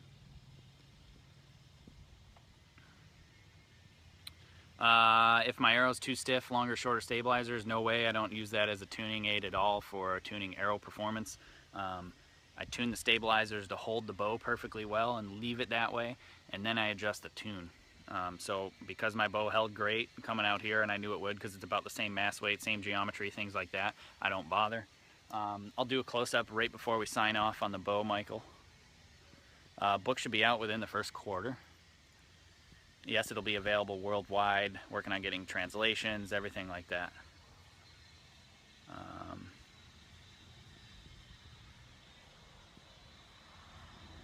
Yeah. Anyway. Yeah, I'm going to put the limbs on every different bow I've got. All the different limbs, all the different risers, just to try them and feel them and give people some feedback. So, here, I'll show you the bow now. Again, this is my Hot Rods Nitro stabilizers. I probably got, let's see, 1, 2, 3, 4, 5, 6, 7, 8, 9. 9.5 ounces in the long rod. It's 30 inches long on a 3-inch V-bar. 15-inch V-bars themselves with 6, 7, 8, 9, 9.3 ounces on the left and 9 ounces on the right. Bronson wants to say hi to you guys. He's checking out the bow. But anyway, yeah, you can get a close-up of the bow here. Best lens for compound. Difficult question to ask. You've got to get yourself a clear lens so there's no distortion. You know, some water wicking properties, dust properties, things like that. In my compound, I shoot a Feather Vision lens. It's one of the older lenses, the Verde Plus, which is a great lens still, but that's what I've got at the moment. Recommended stabilizer weights. I'm on the very, very heavy end of stabilizers, so I wouldn't say that I would recommend you going as high as I am right now. But over time you can develop that strength. Again, here's your close-up of the bow that somebody asked for. So again, I like the fit and finish of these bows. The Win and Win stuff is just so clean. I don't see runs on the clear coat. I don't see clear coat issues. The fit and finish, the limbs just snap right in without any problems. Everything bolts up just fine. I don't have to chase the threads with a tap when the bow is powder coated or painted. It's just really, really clean and consistent. And like I said, here's a good view of the limb itself. It's so much thinner at the tip than a normal limb. Normally they're a lot thicker, you know, through this section right here where my thumb is.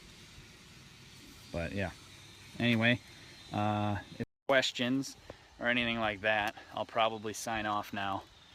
I'll still be posting some feedback and always open to questions. So if you send me some message of questions or anything I post, if you ask me some questions, I'm always happy to answer them.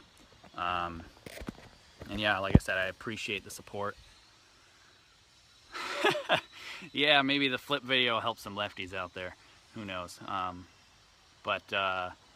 Yeah, this is something I'll be doing regularly. I'm gonna build some arrows for you guys. I'll do lots of different stuff. I'll fletch arrows, build them, whatever. Yeah, and I'll see you guys at Lancaster or Vegas or anywhere. I'm always happy to answer questions when you guys have them. And yeah. Anyway, I appreciate it. Thanks for sticking with me. It'll go on YouTube if you didn't see it all, or you can go back and watch it on my Facebook channel or Facebook page. YouTube channel is just Jake Kaminsky, I believe. I switched the picture to now be me of a bow and me instead of a race car, or I mean a car. So yeah, you can go back and check the YouTube. You can check this on Facebook. I want to thank all my sponsors, Lancaster Archery Supply, Win and Win, Excel Sights, Easton Arrows, AAE, Hot Rod Stabilizers, Plunger, Finger Tab, Clicker, Viscosity Bowstrings, Loophole Optics. Let's see, Last Chance Archery sent me that sweet bow press and their awesome Veinmaster Pro. I also shoot AAE Wave vanes, everything like that. And you know, thanks to you guys for sticking it out and sitting here for a few hours with me today. it was great. Like I said, we had between like 185 to 215 people at any time watching live, so it's cool to see so many people excited, and I appreciate all the shares and well wishes. I appreciate it. So thank you guys. Take care and have a good one.